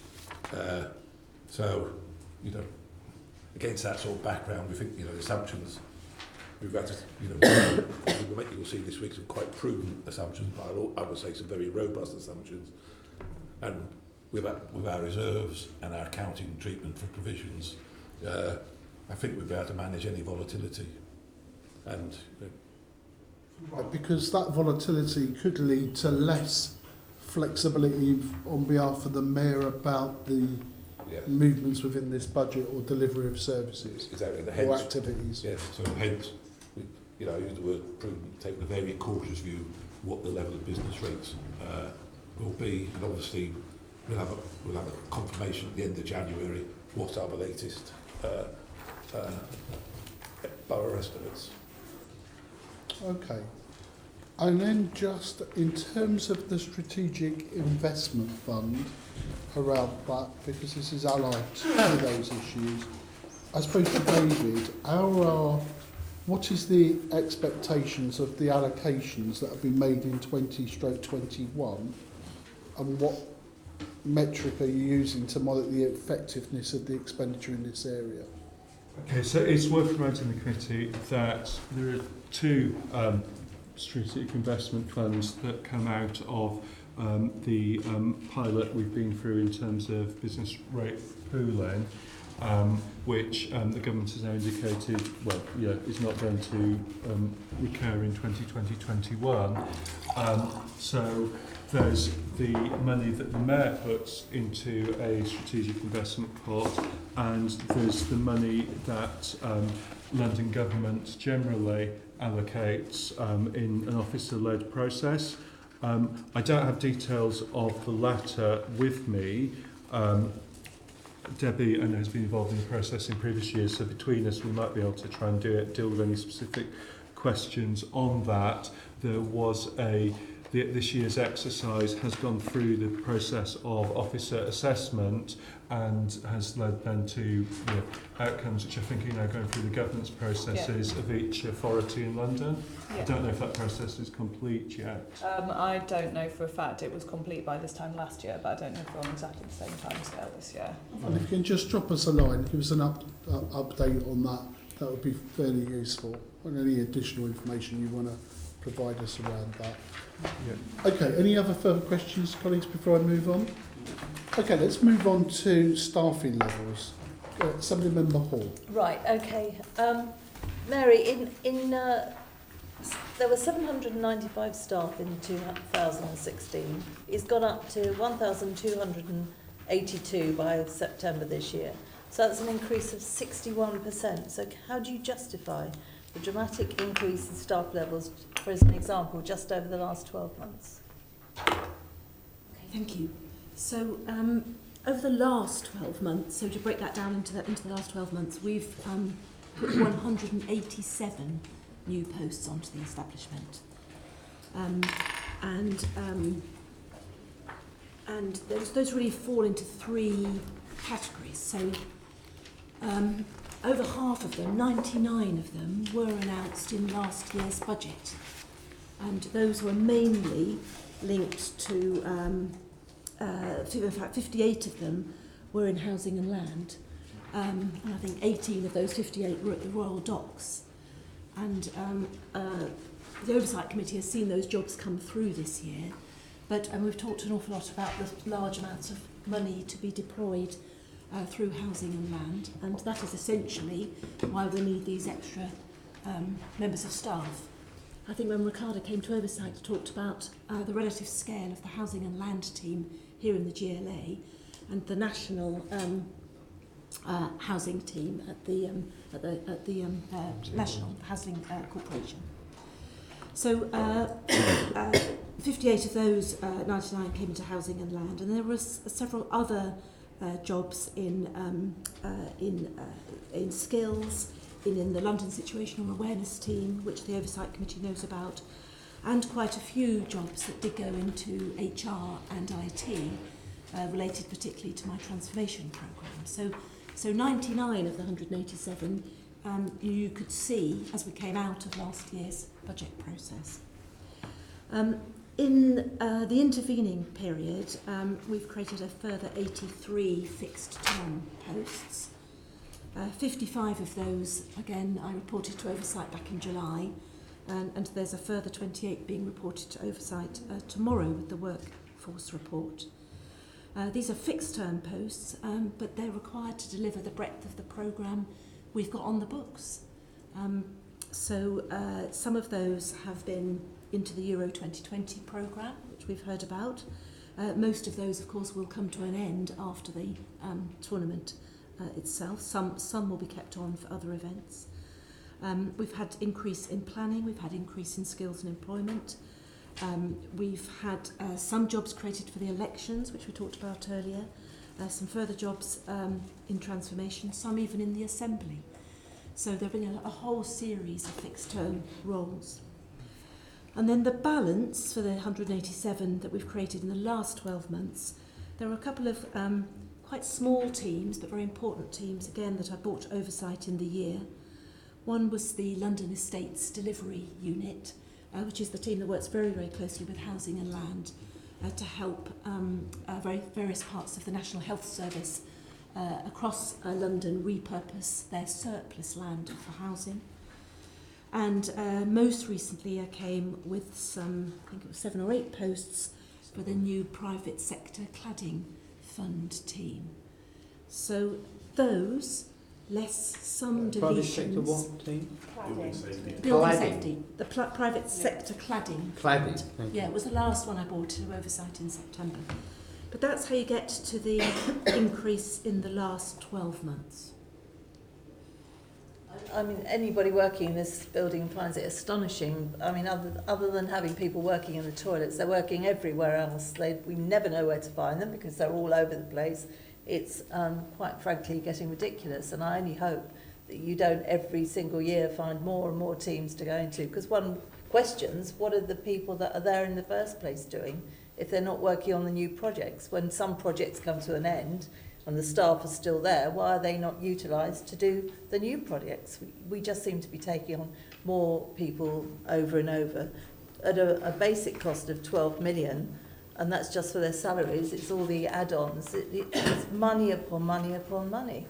And yet, you know, there are original people around, and one questions what they're doing.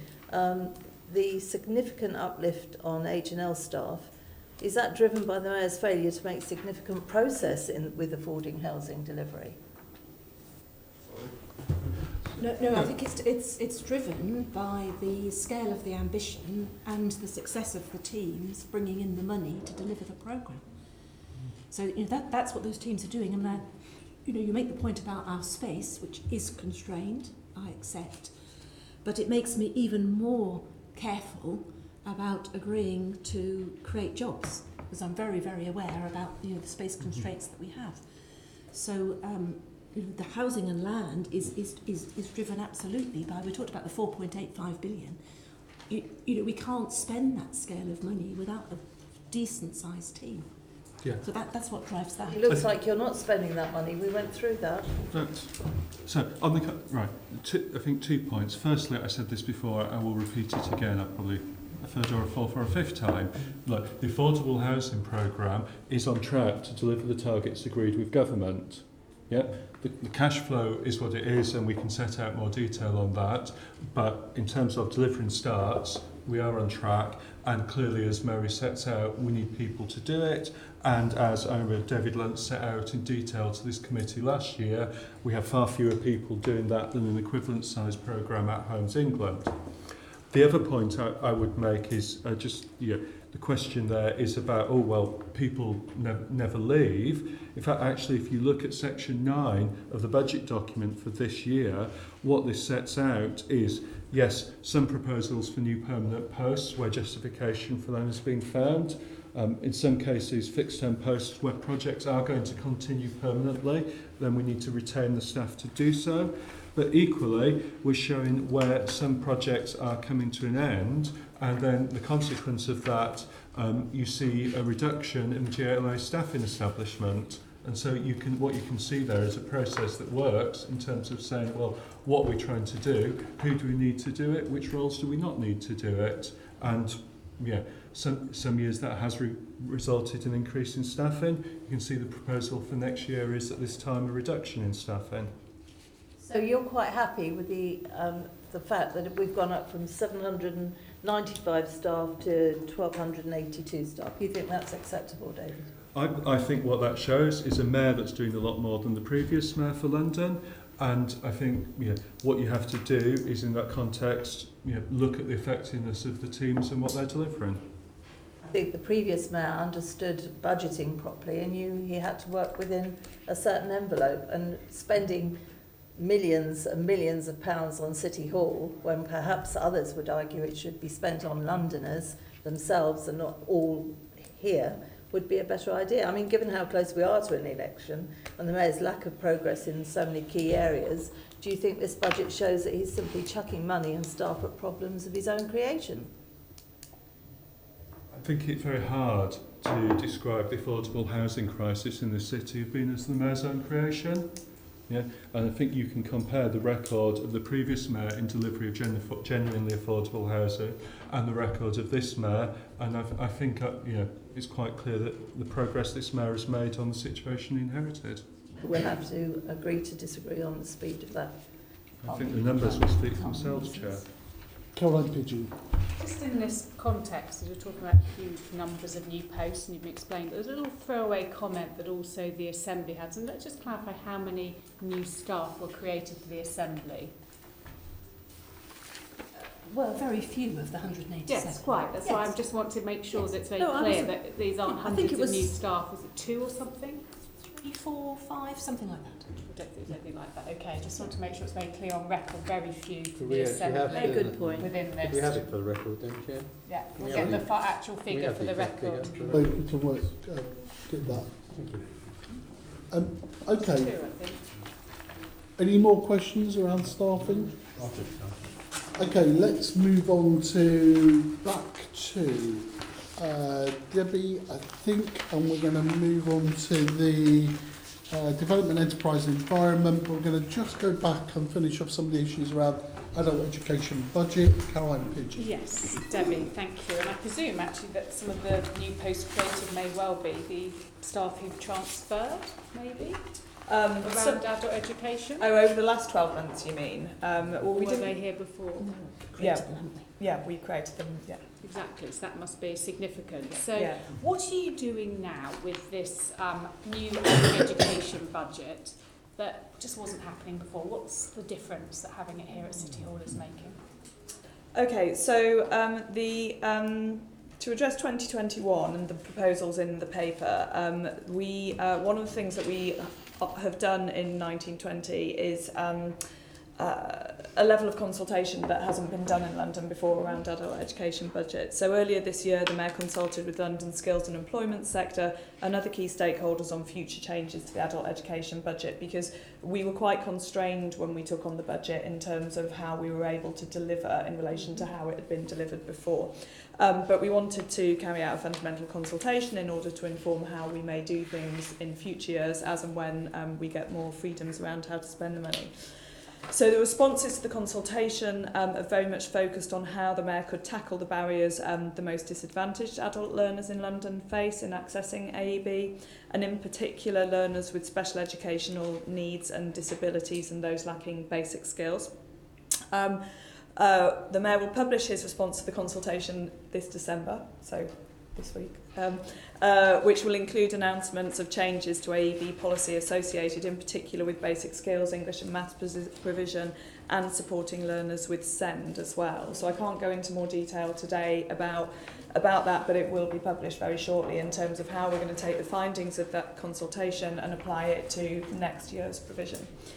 One of the things as well that we're looking at bringing forward is much better data, information and evaluation around the delivery of skills in London and the AEB budget. So the Mayor's approved a feasibility study of a new London Learner Survey to be piloted in academic year 2021. So we're looking at the possibility of this survey, and a survey that would collect data on the impact that learning has on the full population of AEB funded learners. So this is getting beyond the point of just counting the number of people doing the number of certain kinds of skills, but actually trying to look into the impact of how that is changing outcomes for learners in London. So we're doing a feasibility analysis, and the Mayor signed this off recently, which will look into what the best way would be to collect data to enable us to inform future strands of AEB as well. And of course we'll work closely with our GLA economics colleagues who are very experienced in gathering data and from Londoners. And then the last thing I would say on this is in terms of how we're approaching our evaluation as well. So we're very keen that this expenditure has got proper independent evaluation, and so the Mayor's authorised expenditure over the next 4 years for the procurement of consultancy services to support our evaluation, which will also look at the difference that delegating the AEB to the Mayor has made in London, and an evaluation of the delivery and impact of the AEB programme as well. So is it not permanently devolved, or is it, because you're saying showing the value London adds, devolving, and I kind of like this idea of devolving lots of things across the country from Whitehall. Is this just a few years pilot, or is it a permanent? I thought it was permanent. Well, insofar as anything is permanent in this world, then it's devolved to London. Right. Okay. Good. But at the moment, the Mayor doesn't have much flexibility. No, the nature of how we took on the funding meant that we had to, forgive me for not being able to talk to the detail, but in effect plough the same furrow as previously for year one, and then going forward we have the ability. Exactly. It was one of the government's conditions essentially that year one, because there would be a change for all the colleges and other providers in terms of dealing with ourselves rather than dealing with the ESFA, was that everything else basically would stay the same, and so the focus would be on ensuring that that change worked rather than there being other variables changing as well. And then, so having now got through, we're obviously coming up to halfway through the first year. That's why the consultation with the community about what we should do differently for year two is so important, in order that we can start bringing those changes and start bringing the benefits from the devolution to London above and beyond what I think people would recognise as the better relationships that we've built with providers than could be managed on a national scale. And then the Skills for Londoners framework will be published in February 2020, which will be consulting on a range of policy areas going forward. So, this becomes a conversation. Setting the strategy of how you're going to fund, and then colleges and establishments. I presume that includes local councils, because they run adult education. It's an open consultation. So they would feedback, but then they would bid for funding to run these courses and things? FE providers, ultimately, yes. So it's there's a range of, a combination of grant giving and procured elements of it across all of the funding streams, but effectively, yes. Okay, Caroline, can I just bring in Keith Prince, who wants to ask a specific... on this point, something that David, you said that in the first year the funding remained primarily the same. That's not true. A number of colleges had their funding removed because you changed the system, and it's only now that you're doing the better consultation, that those colleges are having their funding reinstated. So it's not true what you've said. I don't. We were given a clear condition about that we work on the same basis every year, and I was very briefly, just before I came here for a few months, a governor of an FE college. Every year there is always a process in terms of, well, have people hit their targets? Do they get some money back? Do they try and bid for extra money? So there are always those processes that go on. But the basic allocations to AEB providers are just, it's the same as before. It's just not true, David. There are colleges who had their funding removed. And, you know, I've been working very cooperatively, so I don't want to name any names, and I will say that this year things have improved and that some of those colleges will have their funding reinstated, but colleges had their funding removed. So this September. And this September is our first year. So if it's been reinstated this year, that would be us that did it. Since September, I understand that you want to keep private, which is fine. If you want to write to me privately about it, give me details, I'm more than happy to look it's not at true it. that the college's funding stayed the same because, like this, you know, some was removed. But as I say, it's all being dealt with. If there was a cut previous to the GLA, it could only have come from central government. No, there wasn't a cut. It was the way the funding was packaged was changed, and so some of them. Okay, well, let's get to the bottom of that. And why don't we? More than happy to look into the details if it can be provided to us. Let's get into the bottom of where The other point I'd like to make, if I may, very quickly, and it's not really for this committee, but it's around apprenticeships. When your department consults around apprenticeships, you always invite the prime contractors into the meetings. But really, what I would suggest you need to do is bring in the subcontractors who actually are dealing on the coalface with the apprentices, and you would get much better feedback as to how we can improve apprenticeships across London if you were to involve those subcontractors. And I'm very happy to help suggest some people, It's not criticism, it's just Right, back on these, the three statutory entitlements, it's written in my briefing, elements to that the mayor is legally required to use funding for. So in terms of the budget, how much has been assumed to be spent in these three areas this year? I'm sorry, I can't answer that here. Can we come back on that separately? You don't have that to hand? No, I'm sorry. Okay. It's not part of the. It's part of the base budget. The answer to that question lies in the base budget. Okay. I don't have that breakdown here. You've talked about the consultation. What were the main outcomes from it? I don't think you went into that detail. No, and I'm being slightly high level on that because it is something that's going to be announced just later this week. So the headlines were around basic skills, particularly maths and English, and special educational needs and disabilities as well. So those are the areas that particularly came through strongly in terms of the consultation responses, and that will feature within the announcements later this week.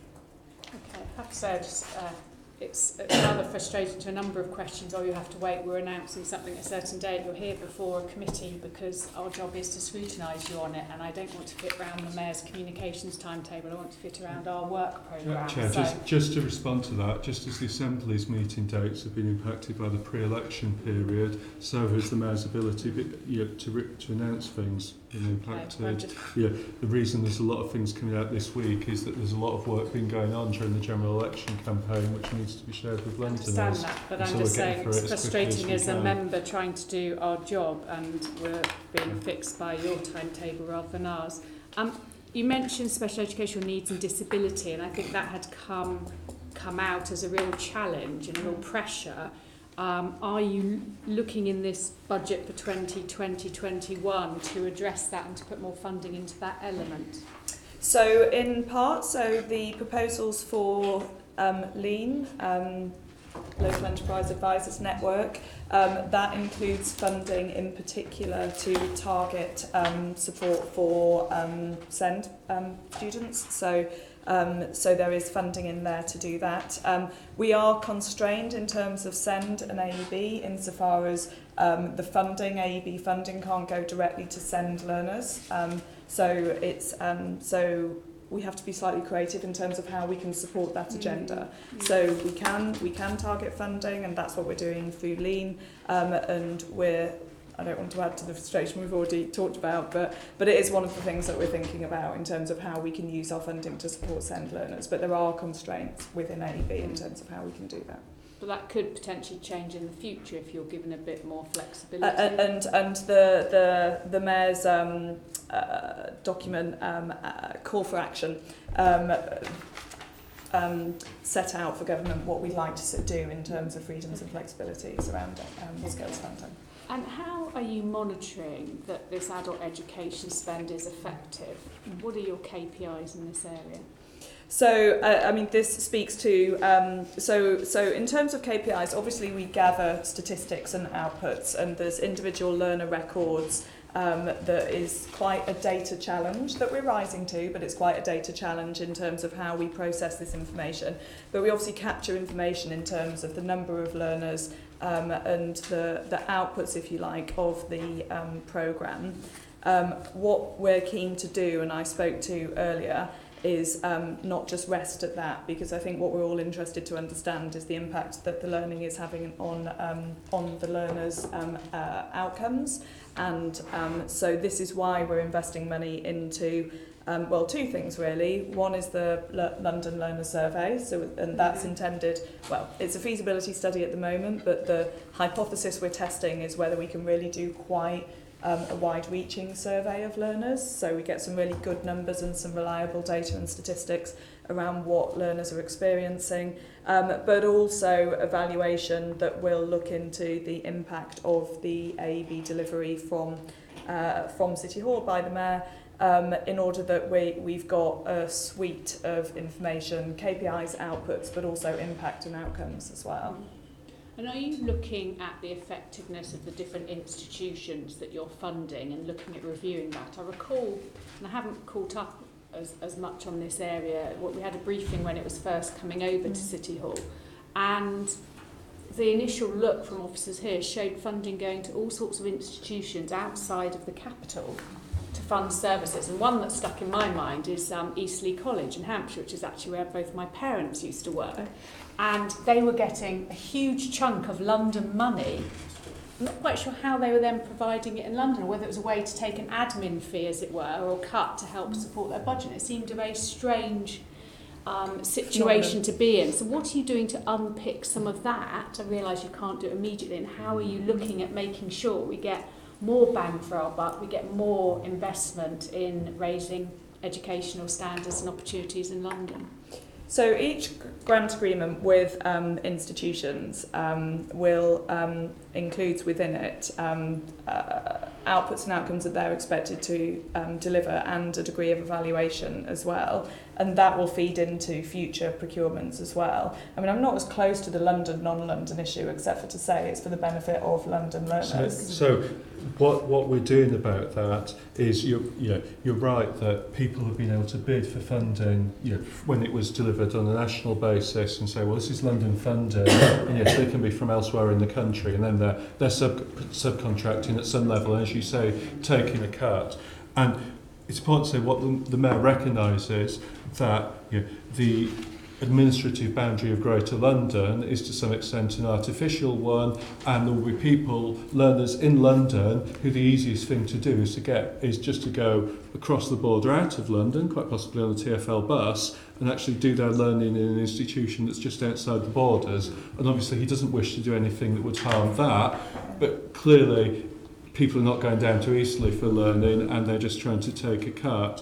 And so one the proposals for next year has been about defining a fringe around London from which it's okay for learning institutions to be based, but that institutions further afield wouldn't be eligible unless there's some particular exceptional and special reason why that should be the case.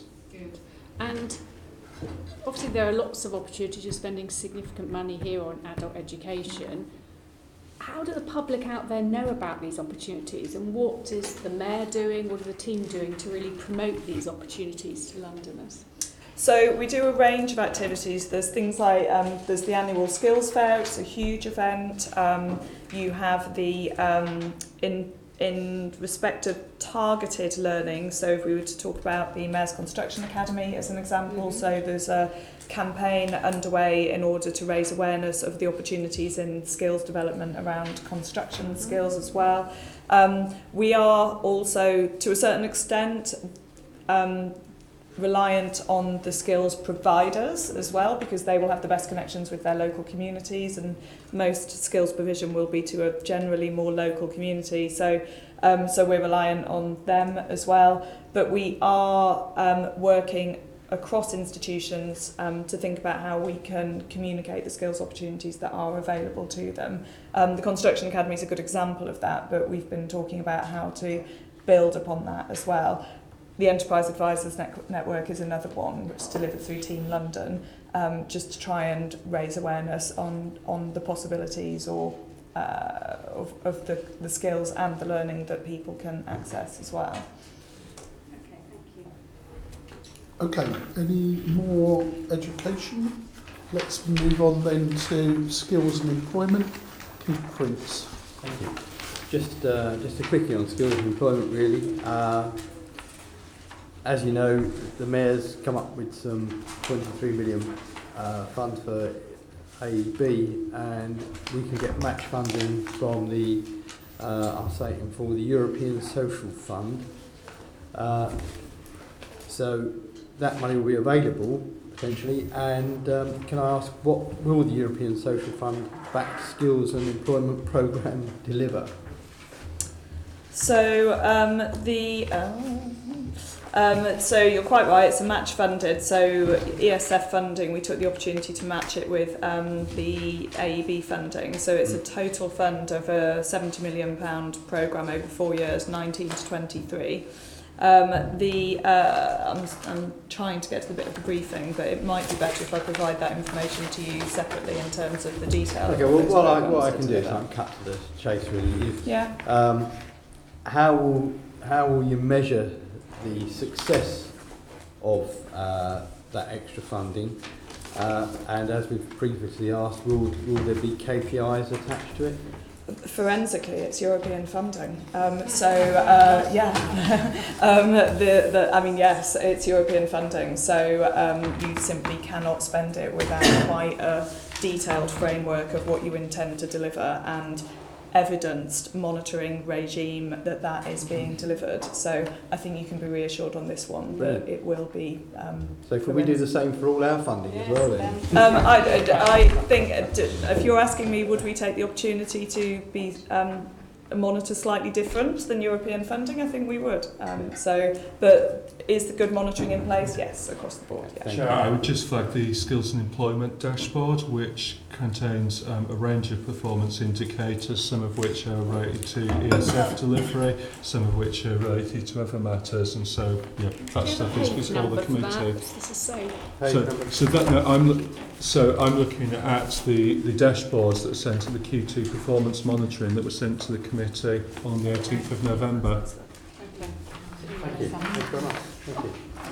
Okay, let's move on to environment. Sean. Okay, so back to Debbie. Sorry, you've got a bit of a session.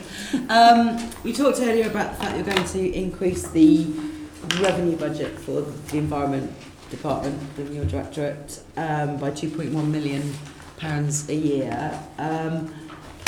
What are we going to get for that? Yeah, sure. Okay, so I'll break it down a bit for you. So the first 4 chunks. So the first chunk, 480,000.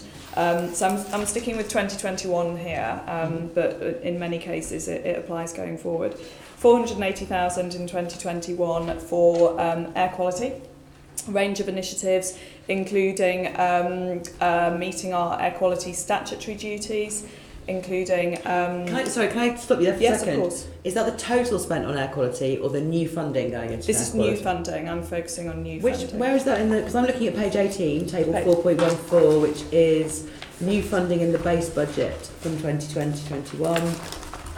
And just the first line of that says air quality 90. So is there more in there that's about air quality? So the lines, I can refer you exactly to the lines. Thank The 480,000 for air quality is made up of 90,000 air quality statutory duties, which is the first line. 100,000 for Breathe London and 290 for the ULEZ expansion further down. Great. Can I ask you a question about the ULEZ expansion? Because that's been planned for a while. Why does it need 290k of new funding next year?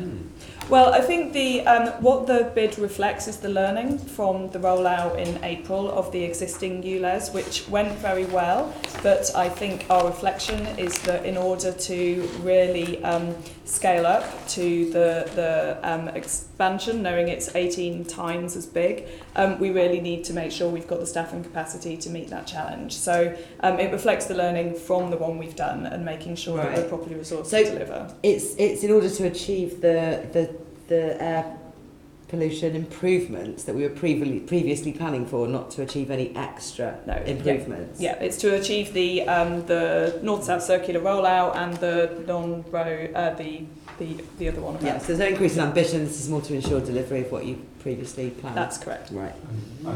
Also Londoners' awareness of the change.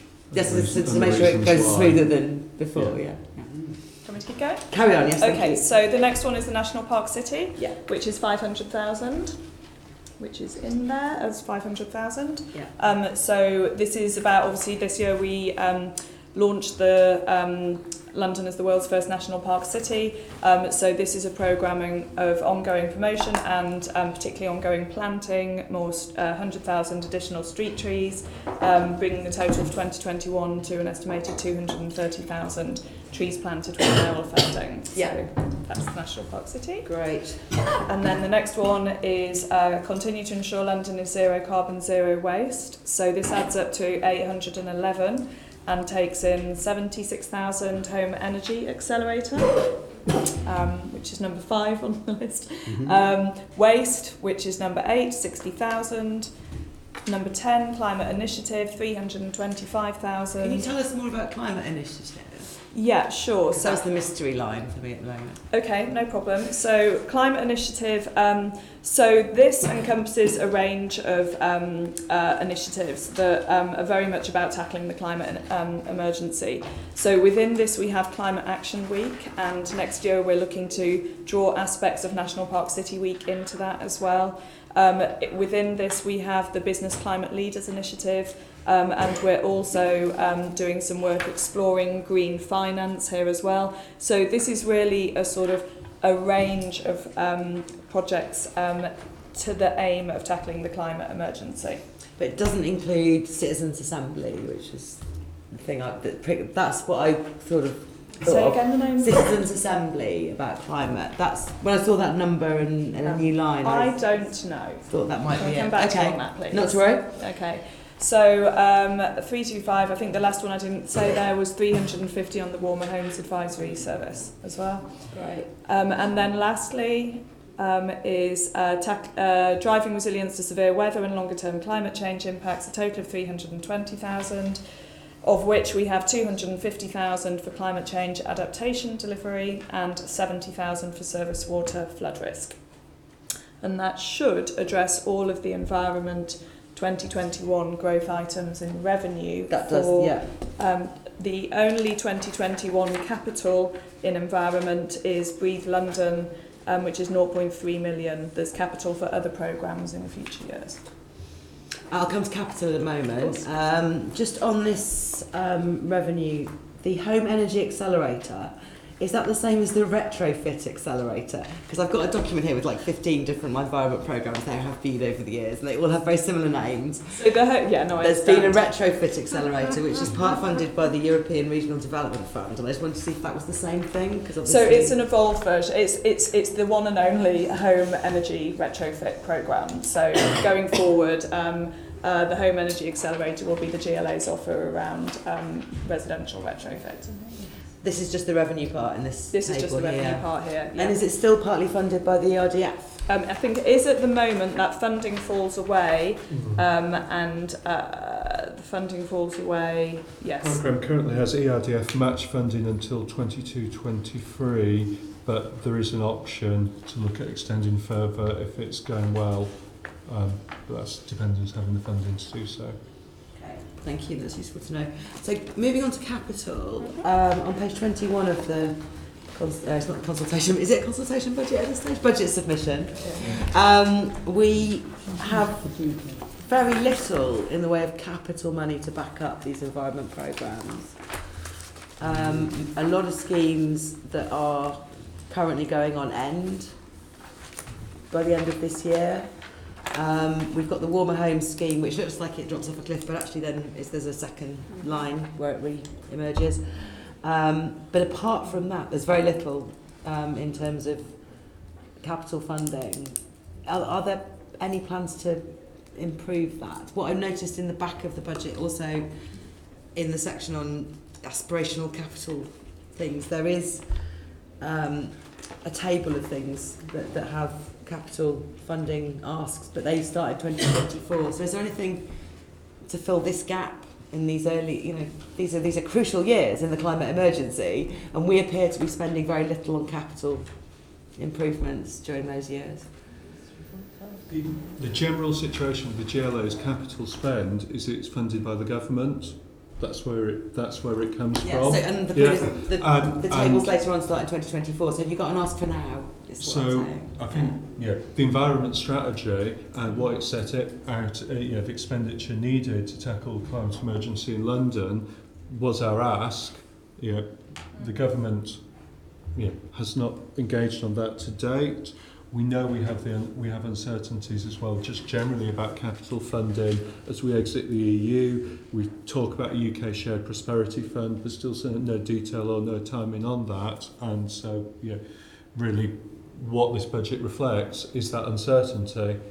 If the government would commit and give some money, then we can, in these documents, show how we propose to use it. So, what we've got in here is some really big numbers, and I want to ask you about one of them in a moment. From 2024 in the aspirational future capital things, then we've got these three columns of zeros effectively on page 2021. You're going to presumably approach the new government to try and fill this gap. Can we see what your proposals are, or do we just look at the environment strategy? Is that all we should be referring to? The environment strategy is the starting point, and we will be approaching the new government. I'm sure the Mayor will be discussing, what he's asked publicly as we do that. To be clear, the reason the tables look the way they look is because we have a year-by-year forward plan for the next few years based on the funding we have that's set out in the body of the document. And then the longer term view is aspirational based on the Mayor's longer term strategies for London. And the reason you see zeros is because as of now the government funding is not there.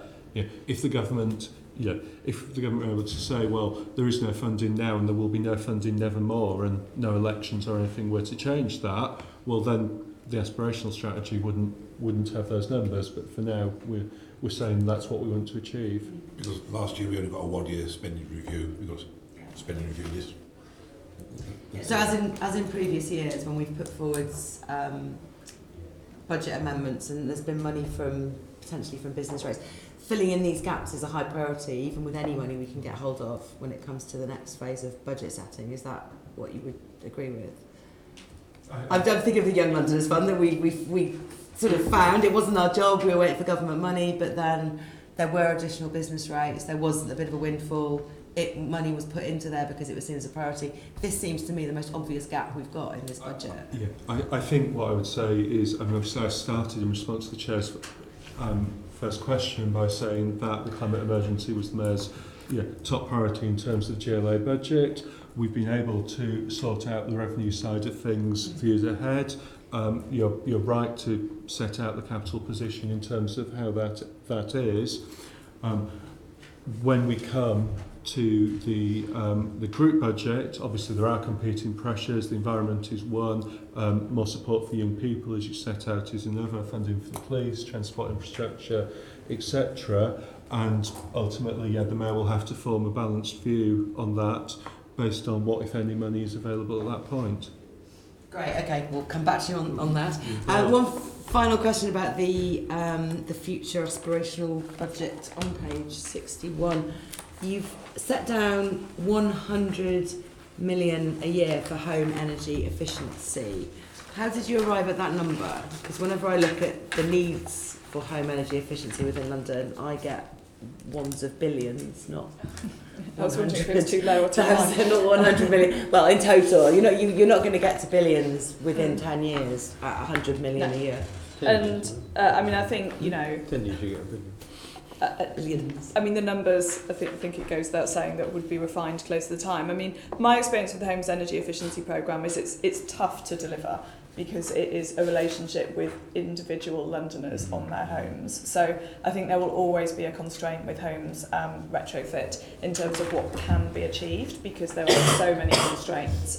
That's not to say, I mean, it's well rehearsed that there needs to be a fundamental shift in terms of how energy gets delivered to homes and how they're heated, and so it does need to be addressed, and as we get close to the time we may see that we need to think about this number, but I guess my only point would be to flag the significant constraint in delivering retrofit to residential properties.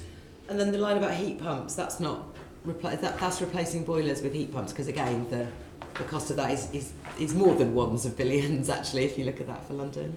I'm not even going to try and address that one. These numbers seem low, isn't it? There's more. I mean, you're right. There's more commentary on the following pages on the assumptions in terms of it's because obviously this is a proposal for what the mayor would spend. And it's not necessarily saying that this is all the money that needs to happen. It may well be that there'll be private money brought to bear that wouldn't flow through the GLA books. And so, I think there's an explanation on the following pages of what is behind each of those numbers and what the need is. But I really actually would just echo what Debbie says. The challenge here is only in part finding the money. It's actually getting investable schemes in which work will definitely happen.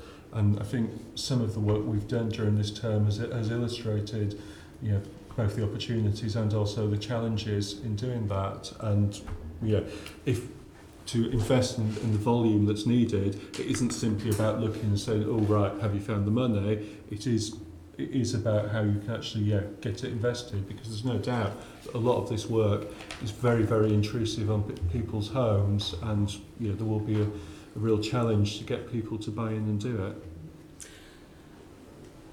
Okay, and the final question is, obviously the things I've been asking about are things that are not TfL related outside of the ultra low emission zone.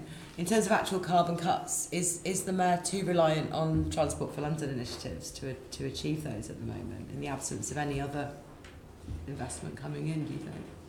I mean, I think, well, I'll perhaps begin, David might want to jump in, but I think, environment is one of the biggest areas of growth in this budget, notwithstanding the overall envelope, but in terms of the growth, which I think sends a signal of how seriously environmental concerns are being taken in this budget. We are working very closely with TfL, that's why we just talked about ULEZ, and ULEZ is very much a partnership project between us and TfL and works very well for that. But I think this budget responds to the climate and ecological emergency, that there is always more that can be done. There's stretching targets, but I don't know if you want to add anything, but I think it's a question about of the carbon emissions in London. Some things the Mayor has either direct locus, because it's carbon that's emitted from a mayoral building or from a mayoral public transport service or a fire engine or something like that, and there should be policies in place to do that. Other things, it's through the wider policy agenda, and then of course the question is what powers does the Mayor have to actually drive the changes that he and perhaps yourself would want to see, and that fundamentally is the challenge about a lot of this stuff. We know, for instance, we have a lot of pollution from vehicles on the River Thames. The Mayor has no power there at all, so it counts as emissions in London. The Mayor can do nothing beyond lobbying government to ask for those powers. The Mayor cannot do anything about it. Okay, should we move on? I'm going to decide then London and Partners. And my questions are to you again, Debbie. So two questions that I suspect will probably be more. What level of London Partners' own income is assumed in the 2020-21 budget?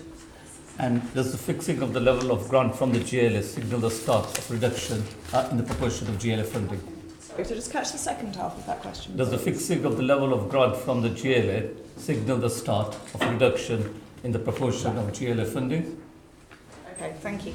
Okay, so this budget provides grant funding to London and Partners on the same basis as it did for 2018-19 and 19-20, so you're quite right, i.e. 13.4 million. And this budget is to fund delivery of their agreed 3-year strategy, which includes a significant focus on securing external funding.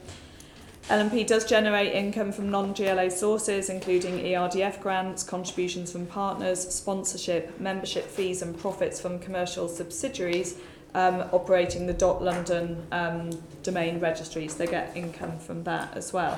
I mean, I think to your question in terms of does it represent a reduction, we know from the evaluation they do, the evaluation of their outcomes, that their return on investment is increasing. So it doesn't in our view, represent a reduction in terms of the value that they are delivering. And so it's no intention or policy decision to reduce it. It's just holding the budget at the same level. We are coming up to a review of their 3-year strategy, so we're entering their final year of their current 3-year strategy in 2021.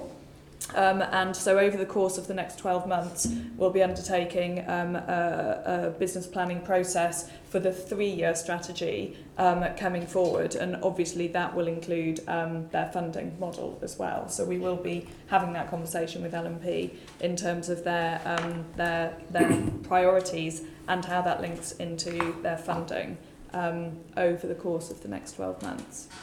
So, can you see a stage when London Partners will become self-financing? I think things seem to have improved, because I remember when I first came here just over 3 years ago, in my meeting with one of your staff, I was told that in terms of self-financing, you're getting about a quarter of your income. So clearly things, Yeah, and have improved, but I mean... And I think it's very important to LNP's business model that they do have this broader partnership and they have funding from other sources. I think it's quite difficult to achieve a wholly self-funding model, because one of the challenges of LNP is the benefit they bring is distributed across London's business community. So for them to monetize that and bring it back into LNP is quite challenging. They do manage to do that through memberships and through partnerships, but to actually achieve a wholly funded model, I think would be very challenging for them. You outlined some of the various areas that generate income. I mean, could you send us some of those figures? Yeah, I can send them to you. Yes. So there's ERDF funding. They charge for memberships. They have .London as well. They are working with a range of partners on a domestic tourism campaign, which partners have contributed to. So we can do you a better breakdown of where the funding comes from. But also some more hard, concrete information and outputs, because one of the criticisms of LNP is that this organisation, does it to promote London, does it promote itself? I mean, I think some of our criticisms have been well documented when we had LNP before us. Yeah, I mean, we can do that. There's quite a rigorous, obviously the Assembly spent time talking to LNP, and we have quite a rigorous framework in place for the evaluation of their outcomes, and we work with GLA Economics on that to make sure that it is something that stands up to scrutiny. So, we can absolutely send you something that sets out the funding and the outputs and outcomes as well. Susan Hall. I suspect you know our views on LNP. They were set up in order that they would become self-funding. That was the whole idea. And then it was viewed, I was told, that it was a 50-50 type relationship. But of course the other 50% isn't for them making their own money. It's for them going out and getting yet more bids from everyone else to pay into it. They were given the .London format to actually sell off, where they were given that to do. So that's money coming in that they're not actually putting any effort in. Do you not think that they should become self-funding, or at least a greater percentage? They're not even 50% self-funding. I mean, so to take the Dot London example, for example, I wouldn't necessarily agree that they don't do anything around that. It involves the marketing of the domain as well. I mean, I can only repeat what I said before, that it's a challenging model to monetize. And they do, and they have memberships and they have partnerships with organisations. But of course, they exist to support all of London's business community, not just those that can afford to pay. So they support SMEs, they support businesses in Outer London, they have programmes around particularly directing investment towards startups, towards tourism investment towards Outer London. And if they became wholly self-financing, I would be concerned that they would struggle to justify their activity towards some of those outcomes, which are, of course, aligned with the mayoral outcomes that we want to achieve. Well, I'm very concerned because when I asked one of the directors in, I think it was the Economies Committee, how many SMEs they supported, it ran into a couple of hundred. When I asked how many micro businesses they supported, they had to accept it wasn't any at all. Consequently, there's so much money going to them that could be spent in other areas, and as one of my colleagues has just said, London does somewhat promote itself by just the fact it's London. And if you're looking at spending money anywhere, the mayor's spending over 13 million on supporting them, and yet he's spending, I see, 12.5 million on the environment. I mean, I can give some headline statistics. Between 2011 and 2019, LNP's helped to add 2.2 billion to London's economy, yes. Supported or created more than 66,000 jobs and helped over 2,100 companies set up or expand in London. With a pinch of salt, so they say. I just think that, bearing in mind it was set up so it would be self-funding, we should be pushing that they are self-funding, as opposed to just throwing more and more and more taxpayers' money at them. I'll leave it at that for time reasons, Chair. Okay, any more questions? Let's move then on to Mayoral Development Corporations. Madeline. Yeah, thank you, Chair. My questions are also on sustainability aspect, and this time it's about LLDC. David, are we any closer this year to the long-term goal of the LLDC of breaking even? Chair, this is. I have to confess, I'm a little confused. I thought this was a session to talk about the GLA Mayor budget, and you've got LLDC on Wednesday. I'm not trying to avoid the question because I know when Martin and I sit with the Mayor and you in January, we'll be answering questions on every organisation. But the purpose of this session, as I understood it, was to talk about the GLA mayoral budget. I think it's legitimate to ask questions about subsidy that comes from the GLA budget to these corporations when they're not. And I suppose legitimately about the LLDC is more about some of your strategic thinking from the last exercises that probably you did around Stadium and some of their other assets. Have I got that right? So absolutely. I think where we would like, and then we probably will explore further with you. All right. What's your thinking? I'll try and answer it, Chair, in that spirit then. So LLDC is funded beyond income it generates through events and the venues in the park and so on. It is funded through the Mayor's business rates allocation, which is a group level allocation. The difference then in the short term is that LDC doesn't hold its own reserve. That is held by the GLA on its behalf, and so it will draw. LDC will draw down that from the GLA, but the GLA is in essence just its banker. When that is gone, the consultation budget, when it is published later this week, and in case you have the LDC numbers already ahead of your meeting with them on Wednesday, will show that in the longer term there is a small gap of about £2 million a year to be bridged, and discussions will be needed over the next year or so about how we will do that, whether that will be through greater commercial income than is budgeted at this stage, with the LDC having a new chief commercial officer in place, whether that will be through reductions to its expenditure, or whether that would be through greater funding from the Mayor through business rates. And so those would be broadly the options. See, I mean, LLDC is doing some amazing amount of work. They have huge stake in regeneration, etc. That's been set up as part of the vision following the London Olympics.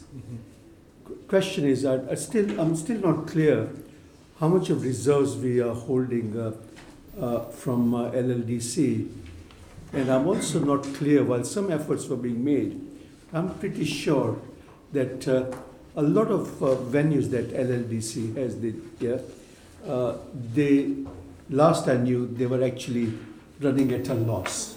Yeah, so that is a serious concern, and certainly the vision was that it will become self-sufficient, and surely that should be our objective. If it can't be achieved, I think we've got to be realistic about it and accept, and therefore that will then of course have additional demand on our budget. And moving on to something which unfortunately I'm not on this committee, and I won't be able to attend the meeting on Wednesday. But certainly, moving on to, this is another reflection on how much drain it is, purely in terms of finances of GLA. You got E20 Stadium LLP, which lost a total of 46.9 million between 2017 and 19. Now, the question therefore is, what are we doing about it in the short and long term?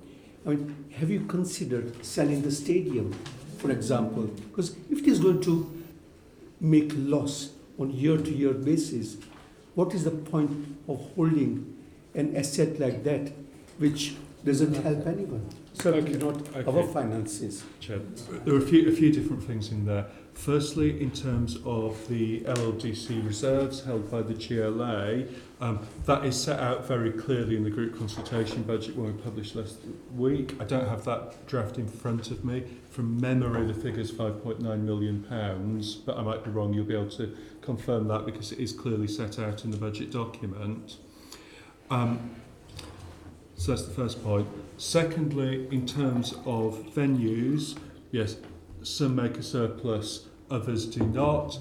Obviously, there will be, LDC will be looking at how it improves the trading performance of all its businesses. With East Bank and the new UCL campus and the waterfront, that will see a significant additional footfall into the park. So in later years, that should help drive more income from some of those sources. In terms of the stadium, the committee's asked me this question before. There are clearly things that can be done to make the stadium more efficient, and we've been going through a programme in order to address that, including taking operational control by buying LS185, the operating company from Vinci, who previously operated the stadium, and a lot of work being done as a consequence of that, which is now possible. And also, as I said earlier, with a new chief commercial officer who's been in post for 1 month now, starting to look at ways of driving forward increased commercial income from the park. So we're absolutely looking at all those things because nobody at all is happy with the loss. Unfortunately, the fundamental fact that the stadium loses money is the nature of the contract that was entered into by the previous mayor with West Ham United, and that's all been very well documented. And in terms of your point about sale, because the stadium is loss making, and that's set out quite clearly by the auditors in their treatment of it. And that the contractual requirement with West Ham is there for another 96 years. That doesn't, that doesn't necessarily make it a very attractive, opportunity for somebody to come in and buy the stadium from the mayor. Obviously, if somebody did come along and make an offer, the right thing to expect would be for us to consider that carefully. But to date, nobody has done so. Sorry, just on that point. Because you just failed to mention UK Athletics contract, which is also an onerous contract, and it's the fact that you have the two running together that makes it very difficult, because if it was just West Ham, I'm sure West Ham would love to buy the stadium off you. But because you have that onerous contract with the UK Athletics, which is why you need to take the seats out every year, which is what makes it unprofitable. I think you have to, when you're making that explanation, use that to balance it. And the whole blame. Admittedly, both contracts were negotiated by the previous mayor, so we're not blaming you for that. But you need to show that balance when you're making the point about the onerous contracts. I think what I would say, Chair, is that firstly, regardless of athletics or anything else, we lose money on every match day. Even before you get into seat moves and things like that, it is well documented that we lose money from hosting football matches. Having said that, it is a fair point to say, some people might choose to look at it as a football stadium and say, oh well, you've got costs from changing it to host athletics. Other people might say, well, it was the Olympic Stadium, it's an athletic stadium, actually the costs are for changing it to host football. Yeah, I can see how people would look at it from both angles reasonably. What we've tried to do, I know LDC has presented numbers to the committee before on this, is try to set out a fair basis and a fair apportionment of costs. Having done that, what we then looked at doing, as the Assembly member will be aware, and I think we might be hedging chair towards the point where you'll start making declarations about which football team you support. Well, I've always made that declaration. I'm happy to make that declaration on my West Ham support. That there is work going on around the seating in the stadium with a view to very significantly reducing the costs of making the seat moves between football mode and athletics mode, and that's work that's been done collaboratively with West Ham United. We believe that that is something that supporters are looking at positively, as it will bring them closer to the pitch and give a better match day experience, and that work will, as well as giving a better experience for supporters, will reduce costs as well. Would you say that you would be open to an offer for West Ham to run their own match days rather than being run by the company that currently run the match days? So I think this is a great football question, isn't it? It's like, would you be open to an offer for your star centre forward? Well, yes, if the price is right. Yeah.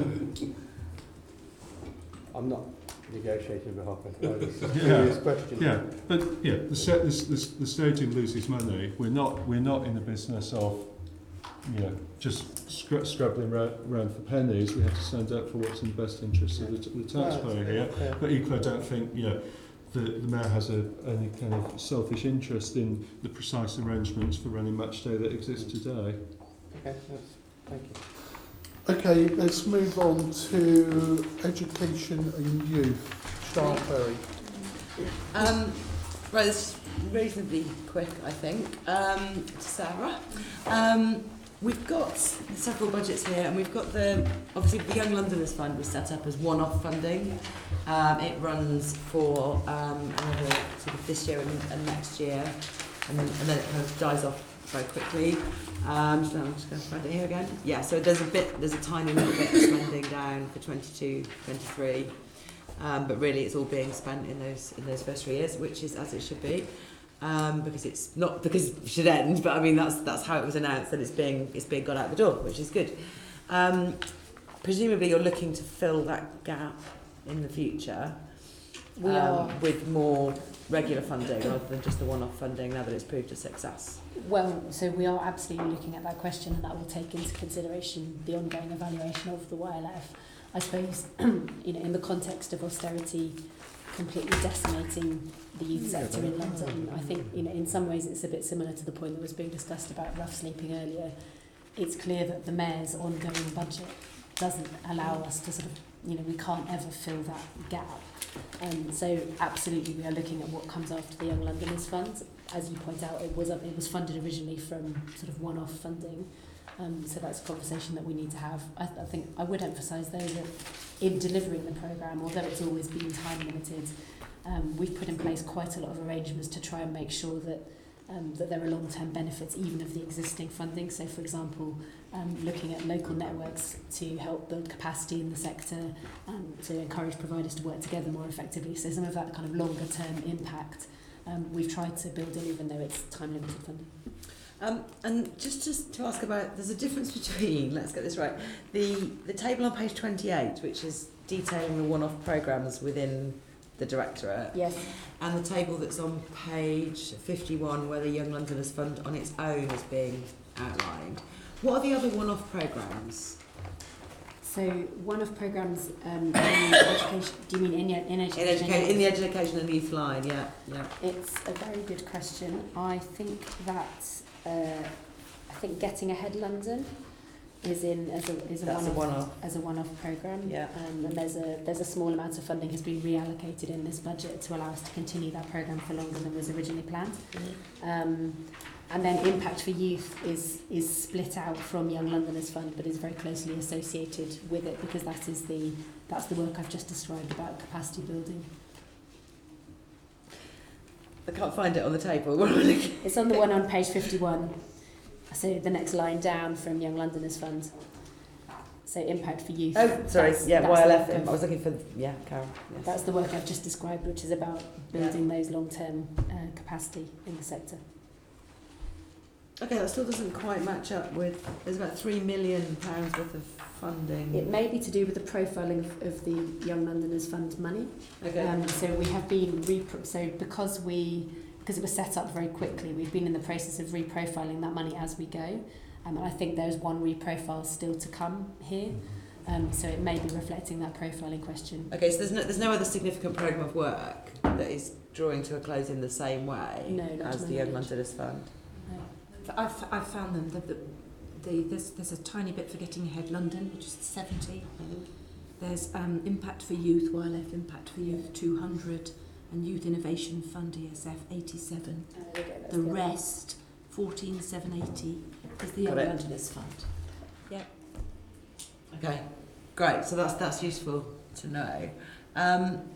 So, but given all these things are dying off up to 2020, by the time you get to 2023, is there enough left to do what the Mayor wants to do in terms of young people and inclusion?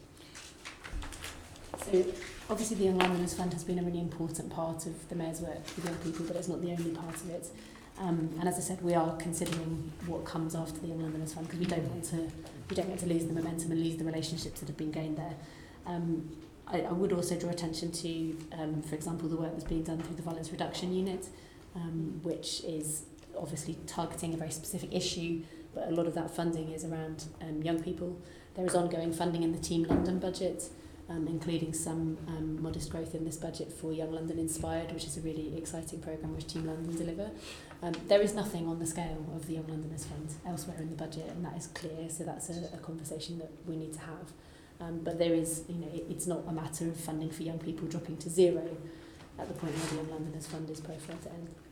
Yeah, the base budget, the not one-off budget, is kept fairly steady. Yeah, the education and youth-based budget is pretty steady going forward. And as I would emphasise that there is other money elsewhere in the budget which is also targeted at young people, so particularly in Team London, community sports, some of the work the Violence Reduction Unit is doing.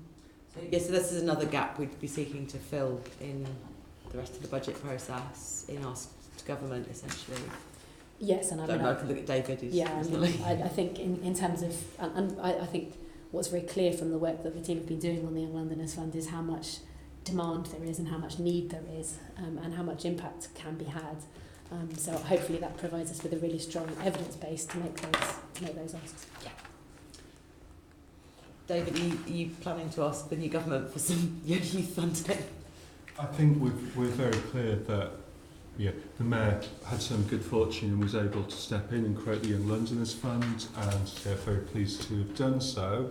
The problem fundamentally is he's very much stepping in, and we've all seen the impact of austerity and the huge cuts that London boroughs have faced on their youth provision and related provision. So fundamentally, the Mayor has been calling, will continue to call and support London councils in their call for proper funding for local authorities in London, in order that these services, which are primarily things that local authorities should be delivering, that they can do so.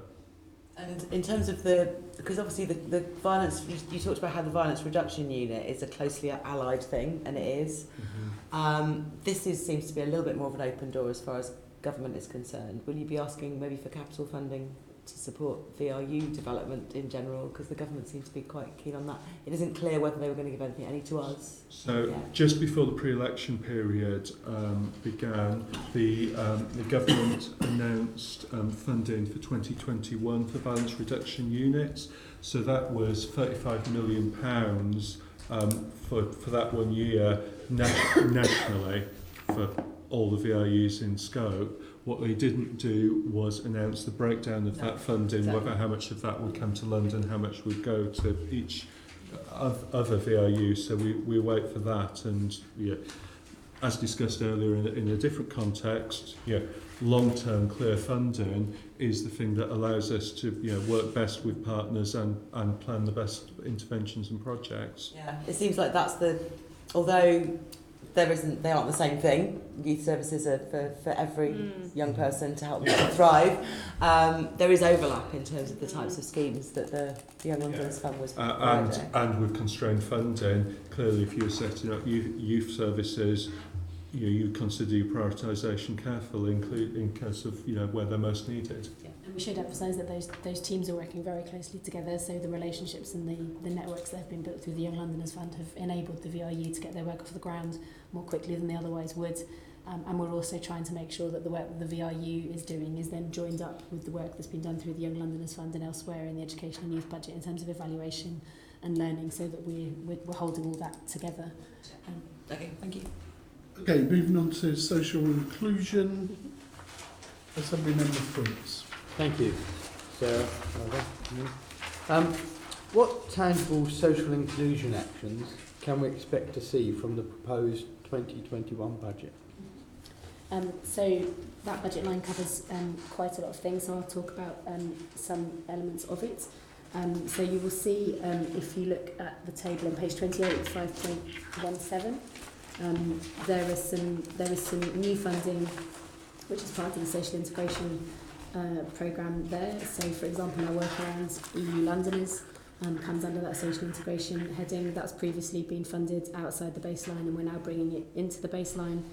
It's really clear that the work that we're doing with particularly vulnerable European Londoners to make sure that they can access settled status, to make sure that they can sort of secure their position in the UK after Brexit is important, and that work is going to need to continue for the next few years. I would also highlight the workforce integration network, where there is some new money here on top of what's already in the budget. This is trying to take a new approach to integration through work. So this project is at the moment focused on supporting young black men into the workforce and working with a couple of sectors in particular. And we are, in fact, we're working now very closely with the skills team to try and join up some of that really exciting pilot work that's been done through through the Workforce Integration Network, and sort of mainstream it into some of the larger scale programmes which we can fund through the adult education budget, which is really exciting. I would also highlight some of the work that we're doing around civil society. So it's very clear, I think, that social integration in London depends on having a healthy and thriving civil society. We're trying to take a much more strategic approach to how we support civil society organisations, understanding that they are often the glue that is holding communities together. So you'll see that there's some growth, some modest growth in the budget for that as well. Thank you. Okay, so the equality objectives as published in the Mayor's Social Inclusion Strategy, All of Us, generally lacks specific or measurable targets. How are you demonstrating progress in addressing these issues? So this is obviously an area where the Mayor has great ambitions for London, but where we need to work in partnership with others. So it's a more complex process to measure and attribute impact. I would draw your attention to the dashboards which have already been referred to. So the Communities and Social Policy dashboard includes quite a lot of specific performance indicators for example, people accessing guidance about securing their status, people receiving advice and support. So there are in terms of the particular projects and initiatives that we're spending money on, just like we do for all projects, we do have clear KPIs and outputs. Okay. I think what's important to note is that what we're also trying to do in the social integration work is look at trends at the London level. So the recent survey of Londoners, for example, has given us, for the first time really, some good London level information about how some of these issues are in the city, and we're planning to repeat that survey in the future so that we start to get a better set of data around where the issues are in the city, which groups are affected, and then we can direct our activities accordingly. Within the equality report, it showed that 50% of the contextual metrics were showing signs of worsening. Do you think that's because there's a lack of KPIs and targets to just push people? I mean, we saw that, I know it's not necessarily relevant to it, but we saw when there was a removal of the MOPAC 7 that the performance of the police dropped because they weren't being pushed at the same rate. I think it's not such a direct relationship in this case. I think that we've already talked a bit about the impact of austerity on youth services. If we think about the impact of things like welfare cuts across the city, we know that the impacts that that's having on poverty, and we know that that limits people's ability to effectively participate in communities and to build relationships. So I think that it's a much broader context, I would say, on the social integration metrics. Many of those levers are not in the mayor's control. So I think it's a looser relationship than the example you give with MOPAC. Right, okay. You'll all be relieved to hear we're on the last question. Do you know what I mean? It brings us, unites us together in our inquiry. So let's go to Martin. It's reserves and cash. That sort of really interesting dynamic issue that brings us together. Martin, explain to us, as treasurers do, how do you set the level of cash held, and what's your thinking before you advise the mayor about what to be held by the GLA core? How does it work from your technical I'll point go of view? GLA specific. Yeah. Because our strategy has to reflect, the GLA is a little bit unique. So as a risk management policy, the GLA plans to hold enough cash to meet the next 6 months debt service. We can meet those important obligations. That's the payment of interest and borrowing, repayment of borrowing, and payment of amounts due under leases. So that's almost whole 6 months. We don't set a target cash balance in any wider sense. Instead, it's the work of my group treasury team to ensure cash is available when required to meet expenditure obligations. And I think we'll probably contrast that with Transport for London. That does set a minimum cash level, but that's a trading organisation. It's got huge flows in and out. By and large, our income comes in before our spending. So we make sure we've got enough to meet our top line obligations in debt, we can't default, and the rest is just make sure we've got cash available when it's required. On paper, for outsiders looking in, it seems quite substantial. So it's adequate in terms of meeting that criteria that you've outlined. Yeah. But is it substantial and is it over? Well, and if it's over, there are good reasons for it, no doubt, that you'll explain to us. Okay, it's I suppose I think it's sort of a question I think Keith asked sort of last year. Why are you taking debt when you've got that cash? So I said to do the answer. From that level of cash, that's where we use that cash to lend the money we require to lend, for example, to the LLDC. But we don't use that cash for the vast majority of our long-term borrowing, because that relates to Crossrail and the Northern Line extension, and we're in fact required to take that debt out before the devolution of business rates and housing funding, which I say are the two main sources of why we hold cash. We get business rates in before we need to spend it, and we get housing grant in before we need to spend it. And the financial scale of those obligations on Crossrail and the Northern Line, we've taken the view is we've got to keep them totally ring-fenced. Their scales, could impact, if you've got that wrong, could impact across the wider group, so we keep that totally separate, and that's appropriate because they're funded from very secure income streams. Business rates, the business rate supplements, etc. And we've locked, and I think an achievement of the team over the past few years, we're already locked in at affordable rate, so we're not exposed sort of any interest volatility at the moment. And where we put our other cash, yes, I've said earlier, we'll be looking to, where possible, can we at least sort of get rates that cover inflation, to stop future spending power being eroded. But importantly, even where we've got these more sort of exceptional investments we've made, again, we've got them where if we had to liquidate them, we could liquidate them quickly. So that's in a nutshell our strategy. Is there any questions, any further questions from members around that? Could I just ask one question?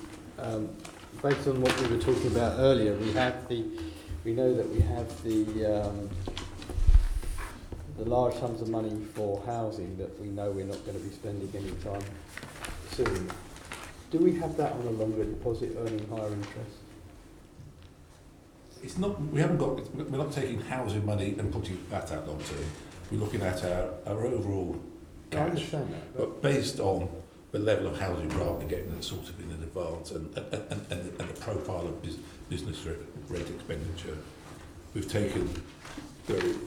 got the land fund, which is effectively putting money out longer term, and we have what's called this London Strategic Reserve. So there is a significant chunk, about just over 600 million, is out over the longer term. Thank you.